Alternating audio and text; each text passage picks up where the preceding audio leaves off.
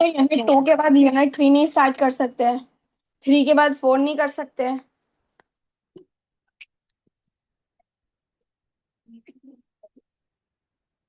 इतना जल्दी क्या भाई, लेट हो तुम। फटाफट खत्म करो, राइटिंग प्रैक्टिस करो।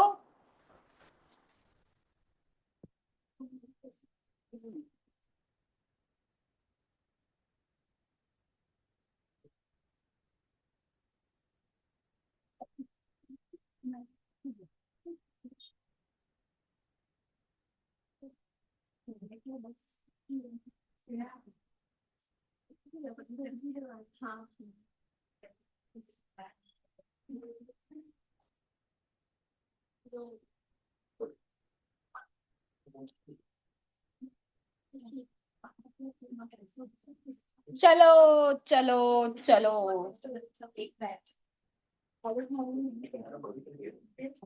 तुम्हारा क्या भाई, अभी तक वो हुआ नहीं है एडमिशन प्रोसेस खत्म कॉलेज का?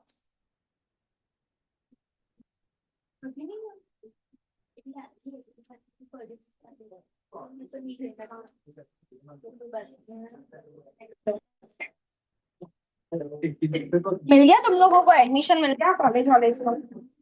कौन से कॉलेज में मिल? हाँ मतलब ऐसी जगह पे लिया ना जहाँ पे अटेंडेंस का प्रॉब्लम नहीं हो। एचएल एचएल में तो नहीं लेके आ गए हो ना? किसने लिया है? किसी ने लिया है? किसको? क्यों भाई? है तो एचएल की थी भाई, उसका दिमाग खराब करते थे वो लोग। हम्म? पागल क्या?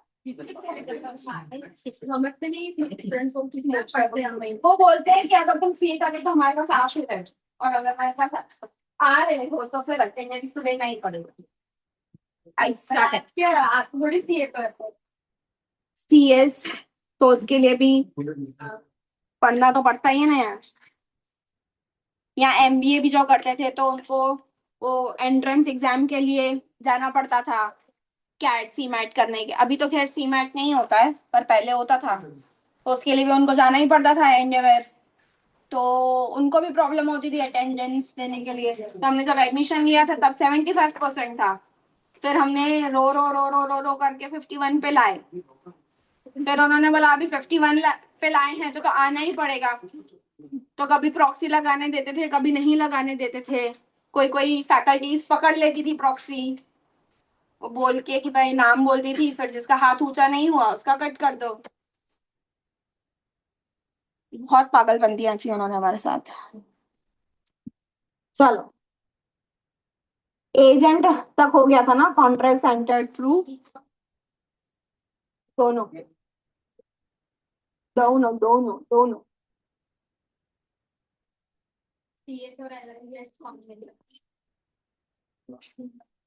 मतलब इजी पड़ता है और कुछ नहीं है, बिना पढ़े होगा। चलो, अग्रीमेंट्स मेड विदाउट कंसिडरेशन। भाई, हम लोगों ने कंसिडरेशन की डेफिनेशन पढ़ी थी, बोलो जल्दी। कंसिडरेशन के अंदर किसकी? अरे हाँ भाई, डेफिनेशन हमने पढ़ा था। कंसिडरेशन की डेफिनेशन के अंदर की कंसिडरेशन डिसाइड कौन करेगा भाई? प्रॉमिसर। प्रॉमिसर। मैं तुमको ऑफर दे रही हूँ कि मैं तुमको पढ़ाऊंगी तो मैं ही बताऊंगी ना पढ़ाने के सामने मेरे को क्या मिलना चाहिए। कोई और डिसाइड करेगा? नहीं। तो मैं बताऊंगी कि मेरे को क्या मिलना चाहिए, ठीक है।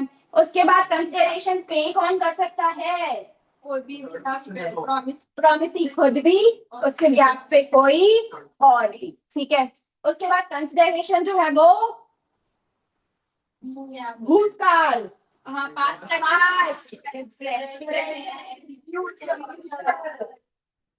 तीनों हो सकते हैं। याद है हम लोगों ने पढ़ा था, पास्ट कंसिडरेशन का एग्जांपल दिया था कि कोई स्टूडेंट मेरे को आके रिक्वेस्ट करे कि मैम अभी हमारे पास पैसे नहीं है, तो अगर हम अभी आपको पे ना करें, लेकिन फ्यूचर में जब मैं सीए बन जाऊंगा तो आप हमसे कोई भी सीए सर्विसेज, फीस का जो भी आपका अमाउंट हो उसके वर्थ की आप हमसे सर्विसेज ले सकते हो। तो मेरा फीस 20,000 था, उसके सामने उससे बोला 20,000 का सीए का कोई भी सर्विस आप ले सकते हो। तो फ्यूचर में जब मैं उसके पास सीए सर्विसेज लेने गई तो एक नया कॉन्ट्रैक्ट हुआ, उसके लिए पास्ट कंसिडरेशन मतलब मैंने जो उसको बिना पैसों के पढ़ाया था वो पास्ट कंसिडरेशन वैलिड माना जाए। समझ में आया? वो ऐसा नहीं बोल सकता कि भाई मैं तो आपको सीए सर्विसेज दे रहा हूँ, आपने तो पैसा नहीं दिया, तो कॉन्ट्रैक्ट में कंसिडरेशन तो मेरे को मिल ही नहीं रहा है, नहीं मिल रहा है, तो कॉन्ट्रैक्ट इनवैलिड। तो मैं क्या बोलूंगी, याद कर भाई, पास्ट में फ्री में पढ़ाया था क्योंकि तूने रिक्वेस्ट किया था, वॉलेंटरी नहीं पढ़ाया था, तेरे रिक्वेस्ट पे मैंने फ्री में पढ़ाया था। क्या वो इंटेंट ग्रेटिट्यूडस था? क्या मैं तेरे को फ्री में पढ़ाना चाहती थी? नहीं, इंटेंशन क्या था कि फ्यूचर में तो कॉम्पेंसेट करेगा। समझ में आया? क्लियर है? क्लियर है? चलो, तो पास्ट कंसिडरेशन वैलिड होता है, लेकिन कंडीशन है पहला तो सामने से रिक्वेस्ट आना चाहिए, और जो आपका इंटेंशन है वो ग्रेटिट्यूडस मतलब मदद की भावना नहीं होनी चाहिए, कमर्शियल इंटेंट ही होना चाहिए कि हाँ भाई आज नहीं दे रहा लेकिन कल तो देगा। ठीक है? क्लियर है? उसके बाद प्रेजेंट मतलब अभी पे किया अभी गुड्स मिल गए, अभी पे किया अभी सर्विसेज मिल गई तुरंत, जिसको हम एग्जाम्पल में कैश सेल्स भी बोलते हैं। अभी पे किया अभी गुड्स मिल गए, कैश सेल्स, तो दोनों को कंसिडरेशन तभी का तभी मिल गया। फ्यूचर में जहां पे तुम अभी कंसिडरेशन नहीं दे रहे हो लेकिन प्रॉमिस कर रहे हो कि फ्यूचर में हम देंगे कंसिडरेशन, तो क्रेडिट सेल्स हो गया। आज मैंने तुमको गुड्स दिए लेकिन तुम प्रॉमिस देते हो ना कि विद इन 3 मंथ्स में पेमेंट करूंगा, तो वो क्या है? Future consideration. क्लियर है? क्लियर है ना भाई? कोई दिक्कत, कोई डाउट, कोई तकलीफ लॉ के अंदर? उसके बाद हाँ, एक केस लॉ पढ़ा था, चिन्नया वर्सेस रमैया, याद है? पहला अग्रीमेंट किसके बीच में हुआ था? मदर और डॉटर के बीच में। तुम लोग रिवाइज करके नहीं आते हो ना? रिवाइज करके नहीं आता ना तुम लोग? क्लास लगाऊं ना तुम्हारे लिए मैं? क्या हुआ था चिन्नया वर्सेस रमैया में? पहला कॉन्ट्रैक्ट मदर और डॉटर के साथ हुआ था, तो मदर ने बोला था डॉटर को कि मैं एक प्रॉपर्टी दे रही हूँ, उसका कुछ हिस्सा मामा को देना है। तो फिर जब कॉन्ट्रैक्ट हुआ डॉटर और मामा के बीच में, तो वो उसको प्रॉपर्टी नहीं दे रही थी, और उसमें कुछ फिर डॉटर के बीच में, पर उसका एक पार्ट थे मामा। हाँ, मतलब डॉटर बोल रही थी कि कुछ सामने कंसिडरेशन मिलना चाहिए, बट डॉटर कह रही थी उसको सामने कंसिडरेशन मिलना चाहिए, तो वो कैसे मामा के साइड से कंसिडरेशन मिलना चाहिए, प्रॉपर्टी थी वो कंसिडरेशन ही क्या हुआ था भाई? एक कॉन्ट्रैक्ट हुआ था मदर और डॉटर के बीच में, जहां पे मदर गिफ्ट अग्रीमेंट बनाकर प्रॉपर्टी गिफ्ट में दे रही है किसको? अपनी बेटी को। लेकिन उस अग्रीमेंट में क्या लिखा हुआ है कि भाई इस प्रॉपर्टी का कुछ हिस्सा हर साल एन्यूटी के फॉर्म में तेरे को मेरे भाई मतलब तेरे मामा को देना पड़ेगा। ठीक है? अब इसको ध्यान में रखते हुए डॉटर ने राइटिंग में लिख के दिया अपने मामा को कि हाँ मैं तेरे को हर साल एन्युटी अमाउंट दूंगी। फिर जैसे ही ड्यू डेट आता है एन्युटी का, तो मामा गए कि भाई दे भाई मेरे को मेरा एन्युटी अमाउंट। तो उसने क्या बोला कि मैं तो तेरे को एन्युटी अमाउंट दूंगी, पर मेरे को तेरे से क्या मिल रहा है? मेरे से तो तेरे को बेनिफिट समथिंग इन रिटर्न मिला, पर मेरे को क्या मिला? इसीलिए ये कॉन्ट्रैक्ट वैलिड नहीं है, because there is no consideration from the side of मामा. कैसे मामा हो तुम? कुछ देते नहीं हो अपने भतीजी को. भतीजी बोलते हैं ना, भांजी बोलते हैं, भांजी बोलते हैं. तो कोर्ट ने क्या बोला कि भाई तेरे को तेरे मामा से डायरेक्ट कंसिडरेशन तो नहीं मिला, पर तेरी मम्मी से जो तेरे को प्रॉपर्टी मिली है वो इनफ कंसिडरेशन है टू पे एन्युटी टू योर मामा. खबर पड़ी? तो कंसिडरेशन में स्ट्रेंजर हो सकता है, लेकिन कॉन्ट्रैक्ट के अंदर स्ट्रेंजर नहीं हो सकता है. There can be a stranger to consideration but no stranger to contract. No stranger to contract को हम क्या बोलते हैं? Privity of contract. Doctrine of privity of contract. मतलब दो लोगों के कॉन्ट्रैक्ट के बीच में कोई तीसरी पार्टी मुंह उठा के केस फाइल नहीं कर सकती. समझ में आया? दो लोगों के कॉन्ट्रैक्ट में कोई तीसरी पार्टी मुंह उठा के केस फाइल नहीं कर सकती. समझ में आया? थर्ड पार्टी और outside party can not sue in the contract. खबर पड़ी? PQR का एग्जाम्पल लिया था. P ने लोन लिया था Q से, पेमेंट करने के लिए पैसा नहीं था, तो उसने अपनी प्रॉपर्टी बेची R को. फिर उसने फोन पे क्या बोला R को? कि तू पैसा मेरे को नहीं दे प्रॉपर्टी का, किसको दे देना? डायरेक्टली Q को ही हवाला कर देना. पर R ने पैसा दिया नहीं. R ने क्या किया? Breach of contract. Now the question arises कि P और R के कॉन्ट्रैक्ट के बीच में Q जो बाहर का आदमी है, क्या वो केस फाइल कर सकता है? नहीं. अब दिक्कत हुई उसको, पैसा नहीं मिला उसको, पर क्या वो केस फाइल कर सकता है? नहीं. P जो है वो R पे केस फाइल करेगा, Q जो है वो P पे. खबर पड़ी? ये सब पढ़ चुके हैं हम लोग. चलो अब बात आती है, ऐसे कौन से कॉन्ट्रैक्ट्स होते हैं जहां पे जो रूल है ना अपना, नो कंसिडरेशन नो कॉन्ट्रैक्ट. क्या रूल है? No consideration no contract. ये जो रूल है कब काम नहीं लगता? कब? बिना कंसिडरेशन के भी कॉन्ट्रैक्ट वैलिड हो सकता है. पहला एक्सेप्शन क्या है? Natural love and affection. Hardik, natural love and affection. जब कॉन्ट्रैक्ट बेस्ड है प्यार के अंदर, प्यार के लिए, अपने प्यार को प्रूव करने के लिए, हार्दिक, अगर तुमने कॉन्ट्रैक्ट किया है,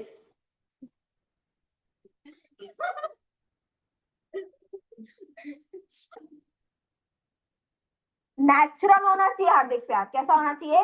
नेचुरल, सच्चा प्यार होना चाहिए. तो तुम जो कॉन्ट्रैक्ट करते हो, भाई मान लो हार्दिक की शादी हो जाती है, हार्दिक पंड्या की शादी हो जाती है यार. हार्दिक, ये लोग गलत समझते हैं यार.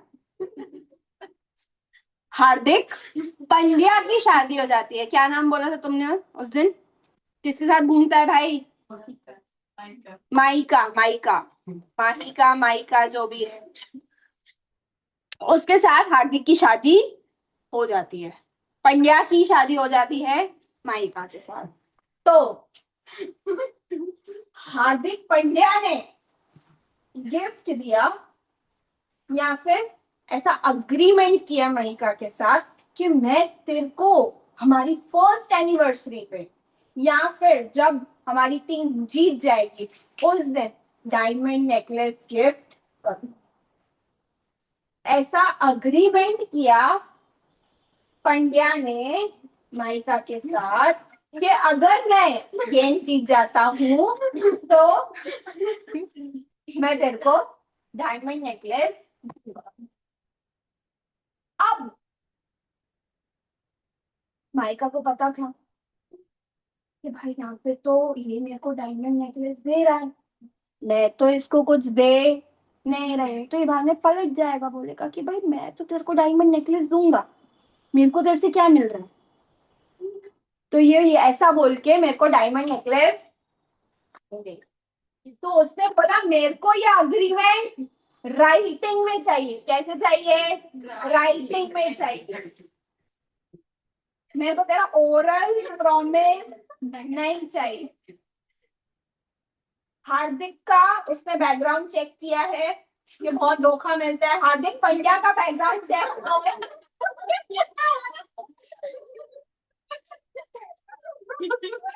बहुत धोखे में दे चुका है हार्दिक।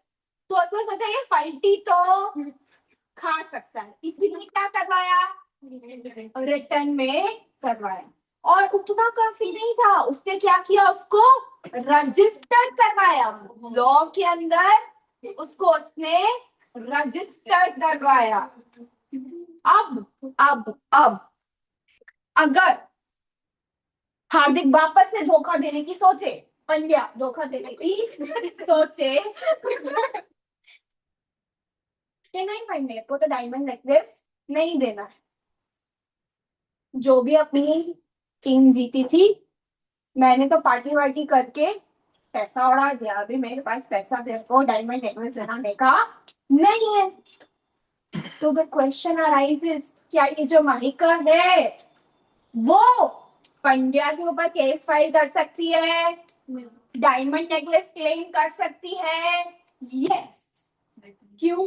Because the agreement is based on natural love. सच्चा प्यार करता है हार्दिक पंड्या माइका से। समझ में आ रहा है? तो पहला कंडीशन क्या है? नेचुरल लव एंड अफेक्शन होना चाहिए। दूसरा, पार्टीज जो है वो नियर रिलेशनशिप में होनी चाहिए, जैसे हस्बैंड वाइफ हो गया, सन डॉटर, सन डॉटर क्या होता है भाई, हाँ भाई बहन होते हैं ना सन डॉटर, फिर फादर सन हो गया, ठीक है, ऐसा कोई भी नियर रिलेशनशिप होना चाहिए। तो यहाँ पे है ना, हस्बैंड वाइफ है ये दोनों, ठीक है, नेचुरल लव और अफेक्शन है। अग्रीमेंट कैसे किया था? ओरल राइटिंग में, उसके बाद रजिस्टर करवाया था, यस। तो ये कंडीशंस अगर फुलफिल होती है और प्यार एक तरफा है, गिफ्ट एक तरफा है, हार्दिक दे रहा है ना डायमंड नेकलेस उसको, उसको कुछ मिल रहा है नहीं, तो हम क्या बोलेंगे यहाँ पे, हार्दिक को तो कोई कंसिडरेशन नहीं मिल रहा है, फिर भी क्या वो अग्रीमेंट वैलिड है? यस। क्यों? Because it is based on natural love and affection, the parties are in near relationship and the agreement is in writing and it is registered by law. खबर पड़ी? ये सारी की सारी कंडीशंस फुलफिल अगर होती हैं और कंसिडरेशन एक तरफा है, फिर भी वो कॉन्ट्रैक्ट वैलिड माना जाएगा। क्लियर? क्लियर? यस। कोई डाउट? चलो पढ़ दो।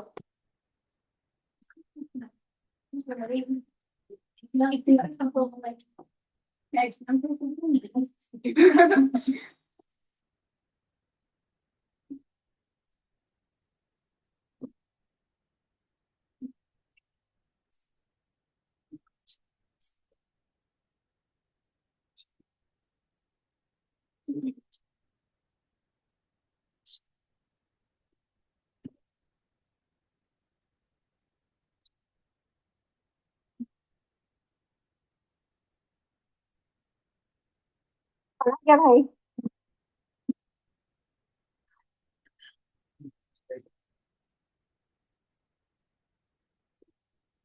मैंने अपने वो देखा तो मैंने तेरे को मैसेज किया नहीं मैंने? यहाँ पर मतलब ओबीसी का कंटेंट बेटर कर सकते हो। ओपीसी में उन्हें कैसे लिखा था, फॉर्मेट एक तो मैंने मेरा सही नहीं लगा। जैसे कि पहले बताओ ओपीसी क्या होता है, दैट इज फॉर्म्ड बाय 1%, ठीक है। लेकिन फिर उसके बाद तो समझा कि वो 1% कौन कौन हो सकता है, एक नेचुरल पर्सन हो सकता है, इंडिविजुअली हो सकता है, नेचुरल पर्सन हो सकता है, और वो जो पर्सन है इंडिविजुअल है वो सिटीजन ऑफ इंडिया होना चाहिए। रेसिडेंस का कोई वहां पे नीड नहीं होता है, पढ़ा है ना, that the person should be a citizen of India. फिर होता है बाजू में लिखा होता है मे बी अ रेसिडेंट और अदरवाइज, और अदरवाइज का मतलब क्या है, रेसिडेंट हो तो भी चलेगा, नहीं हो तो भी चलेगा। तो वो जो चीजें थी ना, कुछ कुछ चीजें वो मिसिंग थी, इसलिए मैंने तेरे को बोला था भाई ओपीसी बेटर हो सकता है। उसके बाद वो नॉमिनी रखना होता है, वो भी एक नेचुरल पर्सन ही हो सकता है, ठीक है। और क्या था इसमें, फिर जो वो एंटरप्रेन्योरशिप वाला था वो, हाँ वो नहीं लिखोगे तो चलेगा, वो अननेसेसरी था। चल आगे बढ़े, आ जाओ। अभी देखो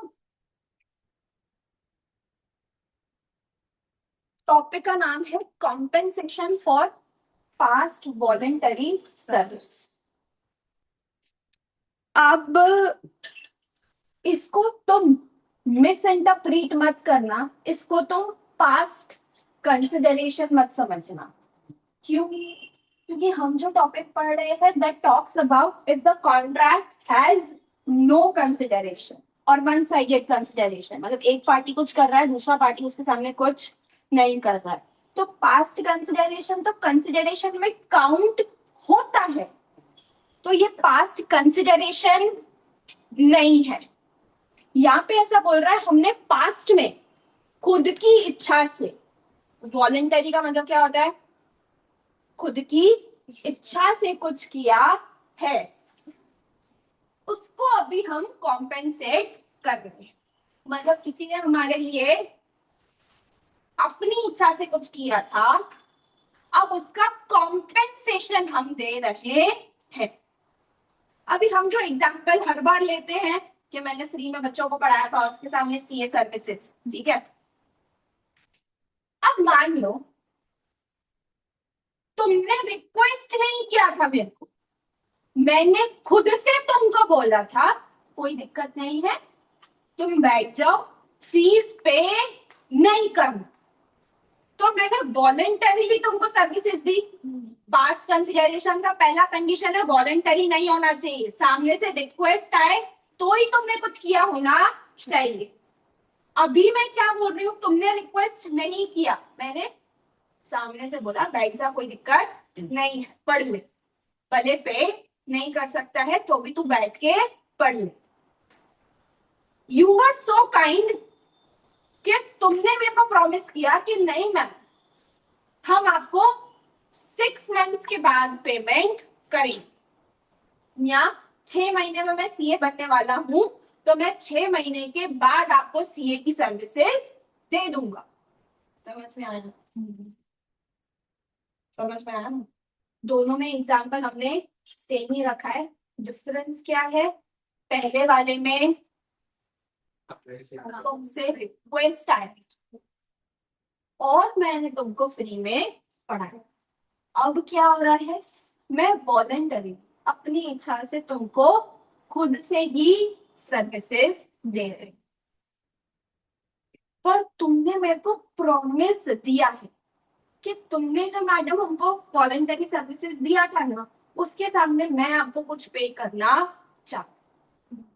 अब जब तुम मेरे को सर्विसेज देते हो, जब तुम मुझे सर्विसेज देते हो, तुम सीए का जीएसटी का फॉर्म रिटर्न फाइल करके देते हो, तुमने प्रॉमिस किया था मैम कि मैं सीए बन जाऊंगा ना तो आपके जितने भी जीएसटी रिटर्न 1 साल के होंगे ना पूरे मैं फाइल करके दे दूँ।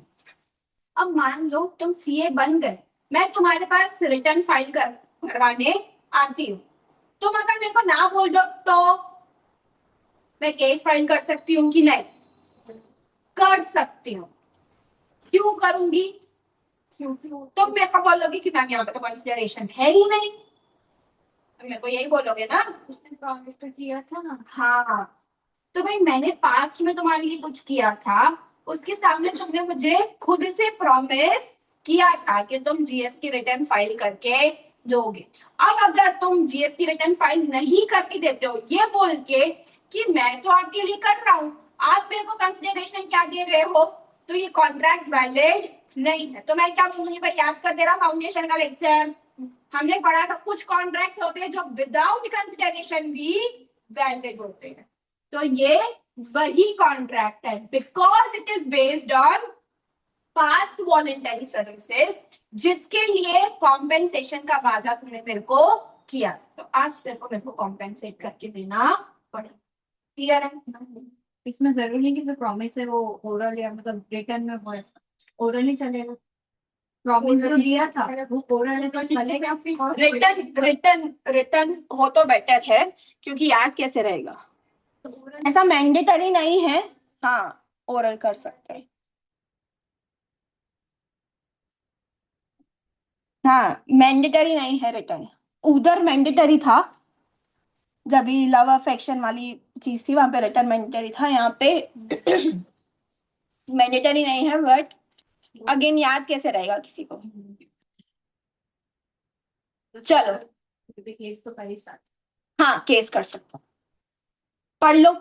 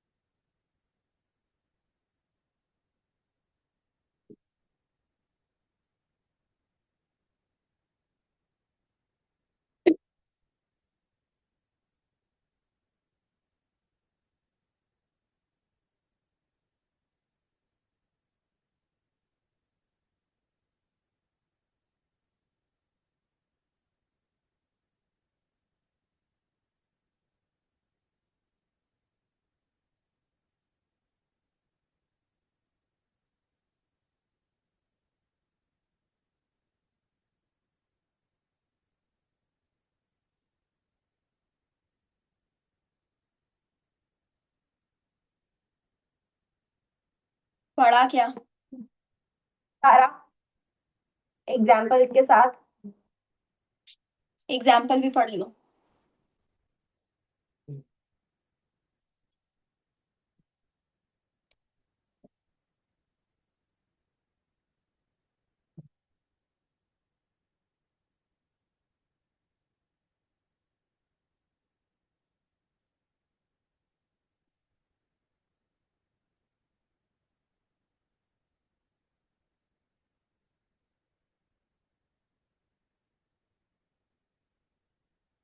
आगे कौन सा एग्रीमेंट है जो बिना कंसिडरेशन के भी वैलिड होता है? तो चलिए, प्रॉमिस टू पे टाइम बार्ड डेट, यहाँ से भाई ऐसा कुछ शब्द हम पढ़ चुके हैं। हाँ debt barred with limitation, time barred debt क्या होता है? केस के लिए था कि तुम 3 महीने के बाद केस नहीं कर सकते। अगर तुमने किसी से उधार लिया है, अगर तुमने किसी से उधार लिया है जिसको हम क्या बोलते हैं, डेट, उधारी मतलब डेट होता है ना, तो अब उस डेट का रीपेमेंट का ड्यू डेट आया, मान लो तुमने लोन लिया था, उसके रीपेमेंट का ड्यू डेट आया, ड्यू डेट में सामने वाले ने पैसा नहीं दिया, तुमसे किसी ने लोन लिया था, सामने वाले ने पैसा दिया नहीं, अब उस ड्यू डेट से लेकर 3 साल तक का समय तुम्हारे पास है कि तुम केस फाइल करके पैसा रिकवर, बट अगर तुमने 3 साल में केस फाइल नहीं किया तो कॉन्ट्रैक्ट क्या हो जाता है, अनएनफोर्सिएबल।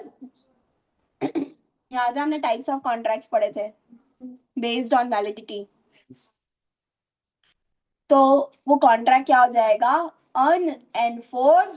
सीएबल मतलब तुम अब केस फाइल भूल जाओ, पैसा भूल जाओ। अभी मान लो हेली ने पैसा उठाया उधार पे, किससे उठाया?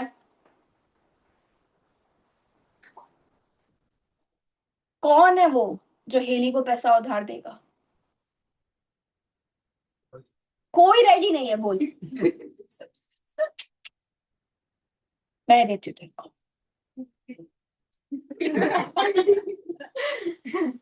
तो थैंक यू। तो मैंने हेली को लोन दिया। हाँ, कितने की चाहिए? इतना होना चाहिए ना भाई मेरे पास। पर हाँ, 50,000 का लोन दिया। अब 1 साल के बाद उसका ड्यू डेट आया। 1 साल के बाद जब ड्यू डेट आया तब मुझे समझ में आया क्यों सारे लोग लोन नहीं दे रहे थे उसको। ठीक है, तो उसने पैसा मेरे को दिया नहीं वापस। अब यार मैं लेक्चर्स में इतनी बिजी हो गई ना कि मैंने 3 साल तक इसके ऊपर केस फाइल नहीं किया ही नहीं। हाँ, तेरे मजे। तो केस फाइल नहीं किया, लेकिन एक कुछ कुछ हेली के साथ में इन 3 सालों के दौरान कुछ तो ऐसी घटना घटी होगी, पता नहीं क्या हुआ होगा इसके साथ ऐसा कि हेली के अंदर हृदय परिवर्तन। तो यार ये जो मेरे साथ हो रहा है ना आज, ये मेरे बुरे कर्मों का परिणाम है। तो उसके अंदर इंसानियत जागी। उसने मेरे को रात को 3 बजे कॉल किया। मैं आपका उधार चुकाना चाहती हूँ, शायद मेरे बुरे कर्म थोड़े कम हो जाए। तो अभी मैं पराया धन रखना नहीं चाहती। अब तो मैं इनको बताओ। मैंने बोला देख भाई, लुकिंग एट द हिस्ट्री, मेरे को तेरे पे विश्वास नहीं है।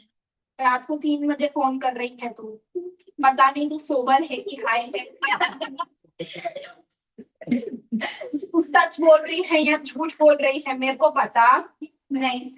तो जो तू बोल रही है ना वो मेरे को लिखित में चाहिए।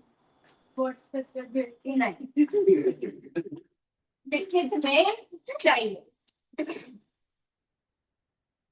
तो मस्त ऐसे लिखित में इसने दिया मेरे को कि मैम देखो 50,000 मैंने आपसे लिए थे, लेकिन अभी बहुत कुछ हो रखा है मेरे जीवन में, 50,000 तो नहीं है। कितने हैं मेरे पास? 40। मैंने ठीक है भाई, something is better than nothing. पहले तो ये भी नहीं आ रहे थे। मैंने ठीक है भाई, तू 40 का लिख के दे। अब यहाँ पे मेरे को लिखित में जो 40,000 दे रही है उसके सामने इसको क्या मिला था? ये जो इसने मेरे को प्रॉमिस दिया कि मैं आपको 40,000 दूंगी, उसके सामने इसको क्या मिला? कुछ नहीं।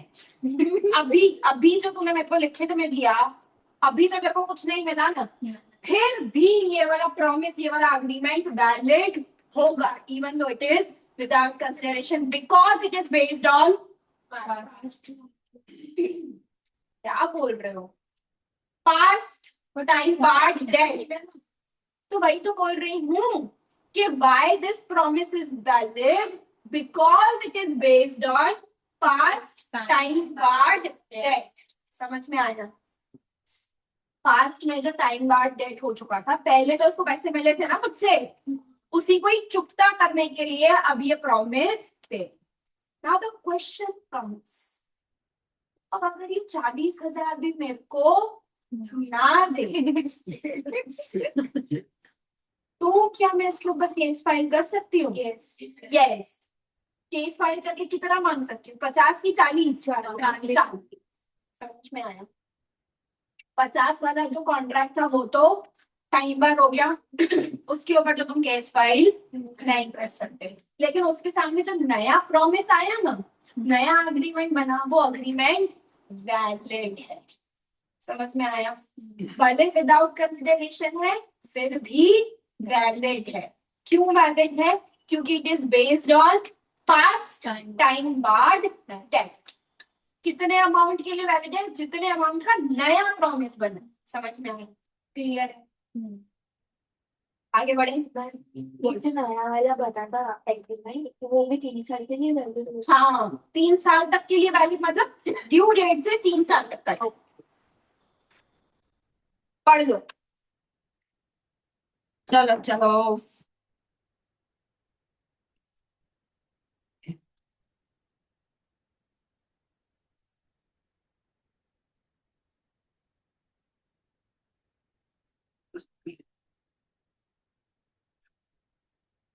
पढ़ा, एग्जाम्पल के साथ पढ़ा।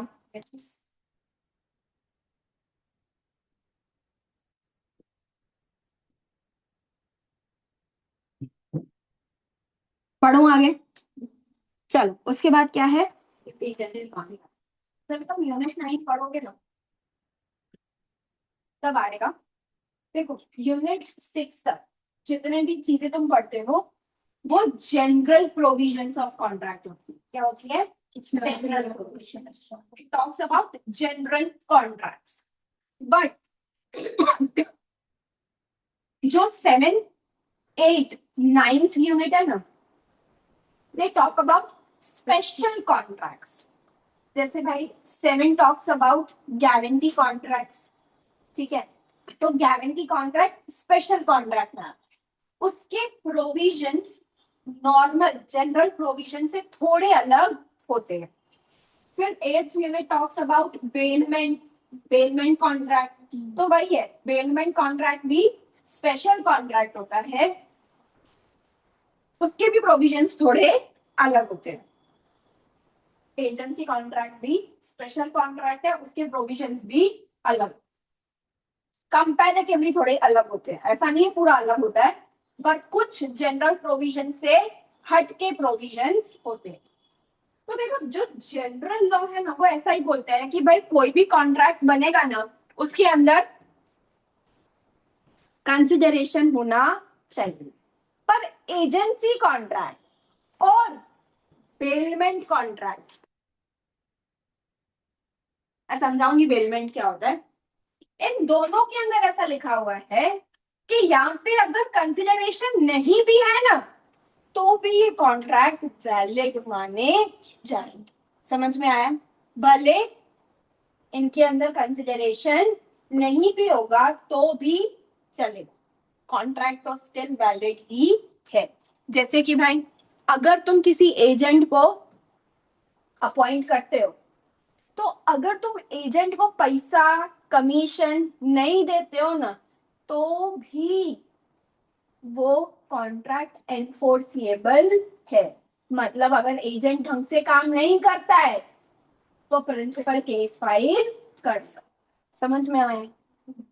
एजेंट ऐसा नहीं बोलेगा पैसा थोड़ी दे रहा है तो कहेगा कॉन्ट्रैक्ट, कौन सा कॉन्ट्रैक्ट? नहीं, भले पैसा नहीं मिल रहा है एजेंट को, भले रेम्यूनरेशन नहीं मिल रहा है एजेंट को, फिर भी तू लायबल अकाउंटेबल है, फिर भी वो कॉन्ट्रैक्ट एनफोर्सेबल। क्लियर है? क्लियर है?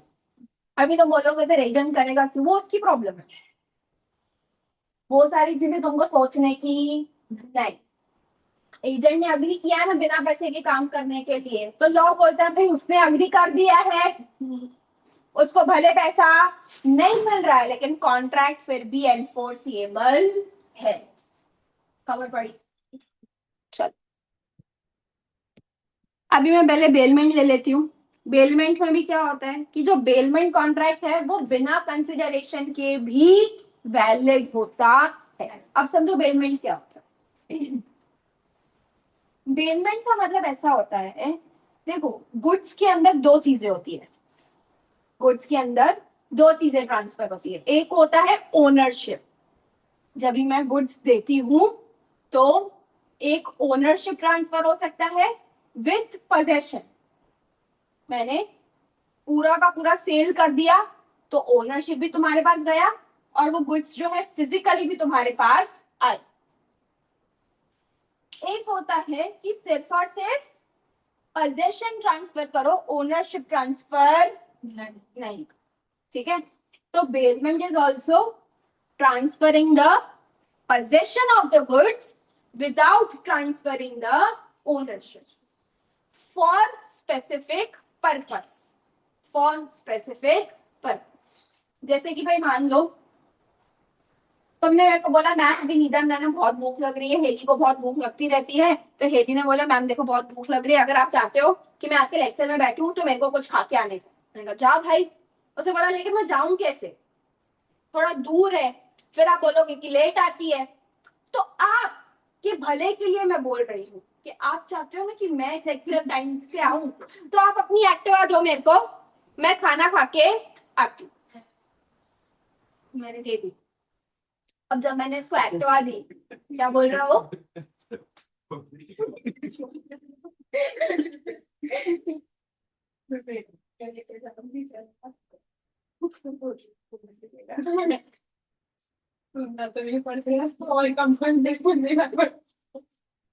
तो मैंने गिल्ली को अपनी एक्टिवा दी। पर अगर मैं गिल्ली को एक्टिवा देती हूँ तो इसका मतलब ये है कि अभी हेली की हो गई एक्टिवा।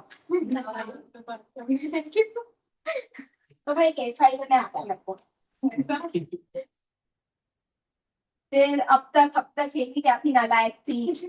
अब तक हेली बुखड़ थी। अब तक हेली है ना लोन का अमाउंट नहीं देती थी। अब से हेली चोर भी बन चुकी है। फिर नेक्स्ट टाइम जो भी चोरी का एग्जाम है वो याद है, एक थी हेली जो एक्टिवा लेके भाग गई थी। तो क्या टॉपिक क्या था? हाँ, तो हेली एक्टिवा लेके गए। तो क्या अब हेली मेरी एक्टिवा के ओनर बन गई? नहीं, मैंने क्या किया, सिर्फ और सिर्फ पोजेशन ट्रांसफर किया है without transferring the ownership. Purpose क्या है कि भाई ये खाना खा के फिर वापस रिटर्न कर देगी। नाउ कम्स, हाँ, अब अगर ये एक्टिवा ठोक देती है, can I file a case against her? Yes. तुम ऐसा नहीं बोल सकते कि यार ये तो कॉन्ट्रैक्ट था ही नहीं, कंसिडरेशन तो था ही नहीं। भाई जब भी पेमेंट होता है तो बेली, मतलब जिसके पास ट्रांसफर गुड्स हो रहे हैं, मैं बेलर जिसकी गुड्स थे जो ट्रांसफर कर रहा है, ये इंसान बेली जिसको गुड्स मिल रहे हैं, उसकी जिम्मेदारी उन गुड्स की संभाल उसी तरीके से कर देगी जैसे एक ओनर का। मेरी खुद की एक्टिवा अभी तू केयरलेसली चलाती क्या? नहीं। तो दूसरे की एक्टिवा समझ के केयरलेसली चला के ठोक देने की? तो भले यहाँ पे कंसिडरेशन नहीं था, फिर भी ये कॉन्ट्रैक्ट वैलिड है और मैं तेरे ऊपर केस भी फाइल कर सकती। समझ में आया? चल पढ़ दो। बेलमेंट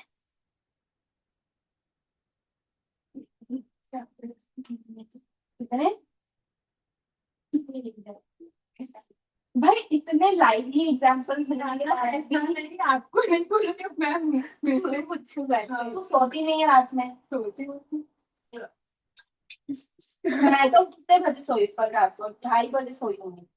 मैं भी सो गई इतनी टेंशन पर मैं बोल रही हूँ मैं 2:30 बजे सो के 6:30 बजे उठ रही हूँ, फिर भी मेरे को नींद नहीं आती है। तो तुम अगर टाइम से सोते हो, टाइम से उठते हो, फिर काय को नींद आती है? बीच में प्रॉब्लम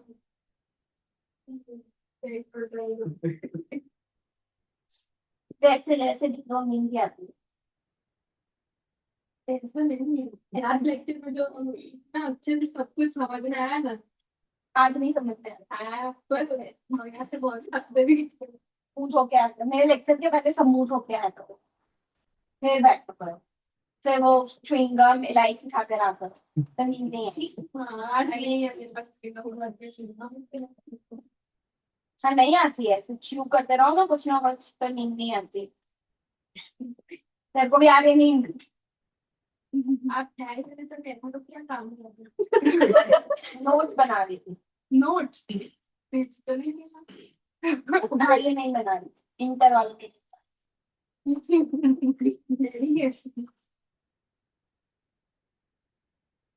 चलो तो मैंने थोड़ा संडे एंजॉय करने के लिए मैं रखती हूँ, थोड़ा काम करने के लिए रखती हूँ। थोड़ा एंजॉय करने के लिए रखती हूँ, फिर थोड़ा काम करने के लिए रखती हूँ। हो गया। इंस्पिरेशन देना चाहिए उनको। ले लो ना, फिर लो लो करना चाहिए उनको। हाँ लो, सबसे लो। चलो चले। ICAI सब SCFAR वाले, SAFAR तो तुम मानोगे नहीं। समझ में आया? सफर SAFAR वाला मतलब जर्नी, SUFFER वाला मतलब पीड़ा वाला सफर, जो तुमको हर बार होता ही है।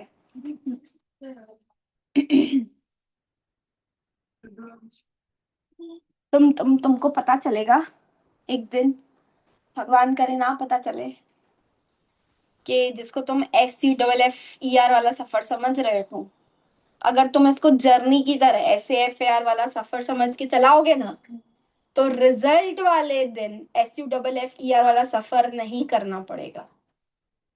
मतलब take it as a journey, enjoy throughout your lectures, also study along, तो तुम्हारा सक्सेसफुल दिखेगा, तो तुमको पीड़ा नहीं होगी। Otherwise we have live examples, if you want I can call them here। तो पढ़ ही रहे ना, एफर्ट्स तो डाल ही रहे ना। भाई देख, एक बात हमेशा याद रखना, हर किसी को पता होता है मेरे को कितनी मेहनत एक्चुअली करनी है, उसके सामने मैं एक्चुअली मेहनत कितनी कर रहा हूं या कर रही हूं।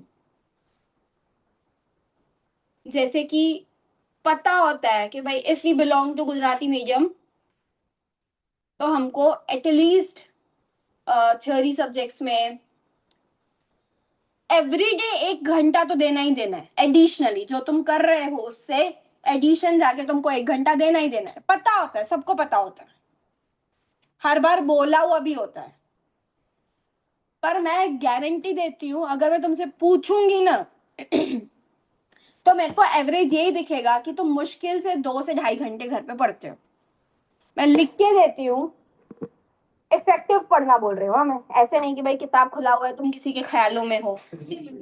ऐसा वाला पढ़ने की बात नहीं हो रही है कि भाई हम तो बैठे थे। अरे भाई पढ़ा थोड़ी, तू बैठे तो थे भाई, पढ़ा थोड़ी। तो इफेक्टिव स्टडीज ना, ऑन एन एवरेज मेरे को मालूम है तुम्हारी 2 घंटे से 2.5 घंटे मैक्स, उससे ऊपर नहीं होगी। It is not at all relevant, it is not at all enough to clear your CA foundation in one गो।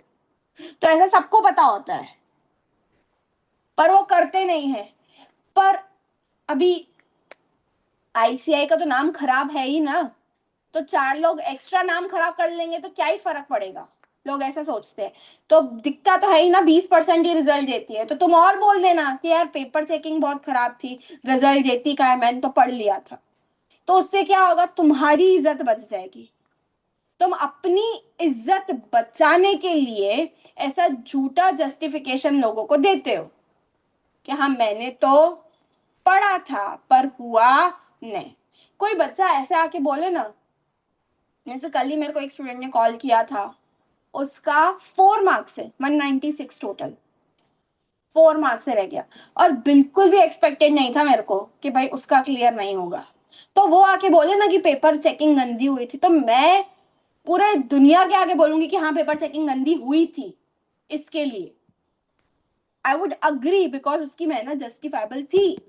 पर कोई बच्चा जो 110 का स्कोर लाके, या एक एक हमको उस दिन ना, मैंने निकोल में देखा था, एक एडमिशन आया था, एक अटेम्प्ट में 50, दूसरे अटेम्प्ट में 80, वो आके बोले मैं तो पढ़ता हूँ।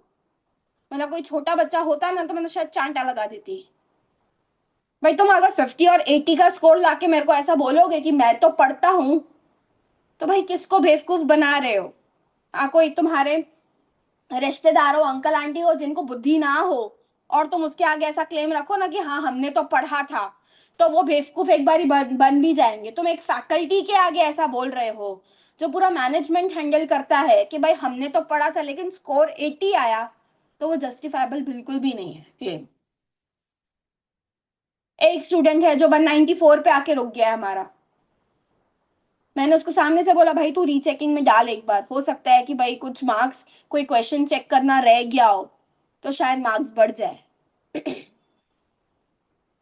तो जहाँ पे तुम्हारे क्लेम्स जस्टिफाइबल ही नहीं है ना, वहां पे तुम आके बोलो कि हमने तो पढ़ा था पर क्लियर नहीं हुआ, हमने तो मेहनत की थी। तो फिर यार, यहाँ तो तुमको मेहनत करने नहीं आती है, तुमने गधा मजदूरी करी है, स्मार्ट वर्क नहीं किया है, जो चैप्टर्स का वो कम है, वेटेज कम है, तुमने वो ज्यादा पढ़े हैं, ये सोच के कि भाई ये तो इजी है। तो मतलब मेरे को नहीं, मैं भी खुद भी ऐसा करती थी। मैं गारंटी देती हूँ, हर स्टूडेंट, हर फैकल्टी जो एक टाइम पे स्टूडेंट रह चुका होगा और उसके अगर अटेम्प्ट्स आए होंगे तो एक पॉइंट पे हर बच्चा ऐसा करता है, ब्लेम गेम डालता ही है, खेलता ही है। हमारी गलती नहीं थी, सामने वाले की गलती थी। पर एक्चुअल रीजन वो नहीं होता है। हर किसी को अपनी वो ना औकात पता होती है, मैं घर पे क्या करता हूँ या क्या करती हूँ। मैं बोलूँ ना, हाँ हमारे स्टूडेंट्स हैं, सितंबर के बहुत स्टूडेंट्स हैं निकोल में। मैं तुमको उनका स्क्रीन टाइम दिखाऊँ, 40 मिनट्स, 45 मिनट्स, 47 मिनट्स, अरबी से नहीं, लास्ट के 3 महीनों से वो इतने सीरियस हो चुके हैं। मैंने ग्रुप बनाया हुआ है उनका, मेरे को चाहिए होता है उनका अपडेट, एवरी डे मेरे को अपडेट चाहिए होता है हर बच्चे का, कि तुमने पूरे दिन में क्या पढ़ा। लिख के भेजते हैं, eco chapter this, unit this, law का 1 आवर राइटिंग प्रैक्टिस, फिर अकाउंट्स का ये टेस्ट का प्रिपरेशन, लिखा हुआ होता है, बकायदा लिखा हुआ होता है विथ स्क्रीन टाइम। पता है मर जाएंगे नहीं भेजेंगे तो, पता है अगर स्क्रीन टाइम 1 घंटे से ज्यादा हुआ तो मर जाएंगे। मैं, संकेत सर और बच्चों का हमने ऐसा ग्रुप बनाया वहां पे। वो बच्चा अगर क्लियर नहीं हुआ ना, तो मैं बोलूंगी क्या आईसीआई गलत है। बट कोई बच्चा जो पढ़ता ही नहीं है वो आके मेरे को बोलेगा ना, मैं नहीं अग्री करूंगी इस बात पे। तुम्हारी एक्चुअल जेन्युइन मेहनत होगी ना, फिर तुम ब्लेम डालोगे, आई वुड एक्सेप्ट इट। मैं सामने से बोलूंगी गलत हुआ है तुम्हारे साथ, मैं दूंगी सिंपति। बट अगर फालतूगिरी करी है, मोबाइल में डूम स्क्रॉलिंग किया है तुमने, और फिर तुम बोलो आईसीआई तो सीए तो टफ है, तेरा क्या कंट्रीब्यूशन था भाई उसके अंदर? खत्म बात। हर बच्चे को पता होता है, हर बच्चे को, किसी भी बच्चे को तुम बोलोगे ना कसम खा तू अपने फेवरेट इंसान की, और बता कि तूने जेन्युइनली पढ़ाई की ना, आधों के मुंह बंद होंगे, आधों के मुंह बंद होंगे।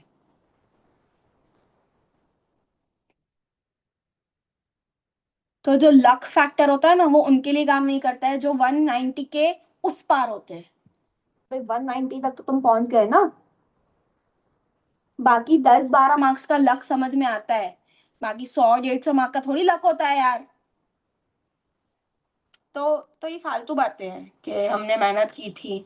अब जैसे वो एक लड़की यहाँ पे इंटर में डेमो में आई थी, जो यहाँ पे शायद थोड़ा वो, जिससे तुम बात बात करते हो, क्या नाम है उसका, मैं नाम भूल गई, जिसको तू लेक्चर अपलोड करने को बोल रही थी। काव्या। काव्या। तो उसके तुम देखो, वो लड़की बहुत मेहनती है यार, ऐसा नहीं है कि वो मेहनत नहीं करती थी। या पहले भी जब भी वो इधर शायद क्रैश बैच में थी, टेस्ट सीरीज में या क्रैश बैच में किसी में तो थी, तो तब भी उसने मेहनत नहीं की थी, ऐसा नहीं है। करती थी वो पढ़ाई मेहनत, पर फिर भी उसका नहीं हो पाया, तो वहां पे हाँ मैं बोल सकती हूँ कि भाई लक wasn't इन हर फेवर। उसके यहाँ पे भी मार्क्स ढंग के ही आ जाते, ऐसे नहीं खराब परफॉर्म करती थी वो, दिखता था कि हाँ बच्ची पढ़ के आई है। तुम्हारे मार्क्स, यहाँ के मार्क्स बताते हैं कि तुम कितना पढ़ते हो कितना नहीं पढ़ते हो।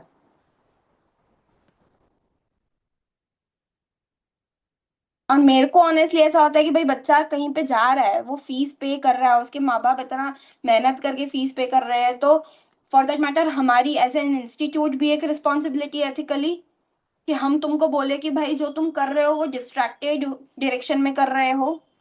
और तुम्हारी खुद की भी मोरल रिस्पॉन्सिबिलिटी है, बच्चे नहीं हो यार, तुम बड़े हो गए हो अब। 12th तक होता था भय भय भय भय करके तुमको पढ़ाते थे, पढ़ पढ़ पढ़ पढ़ पढ़ पढ़ पढ़, फिर तुमने खुद ने इतना एफिलिएटेड कोर्स चुना है, तो इन लोगों का क्या है? ये लोग क्यों घूम रहे हैं अभी बाहर? 1:45 का टाइम है। पगलेट। इनमें से भी कितने लोग मैं तुमको दिखा दूंगी कि जो मेरे को पता है क्लियर करेगा, मतलब करेगा।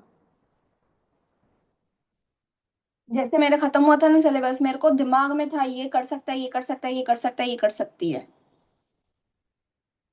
और करेंगे। और ये भी पता था ये कर सकता है पर ये नहीं कर रहा और नहीं होगा। 1 महीने के अंदर हर फैकल्टी को पता हो गया कौन कर पाएगा कौन नहीं कर पाएगा, और डिस्कस्ड होता है हमारा, पता है, सब फैकल्टीज का।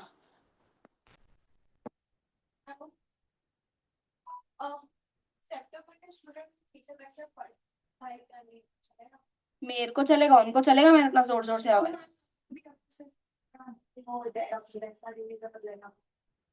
जब पढ़ाए तब तो पढ़ते नहीं थे। भेजो। चलो, कंप्लीटेड गिफ्ट, कंप्लीटेड गिफ्ट। कुछ नहीं है इसके अंदर।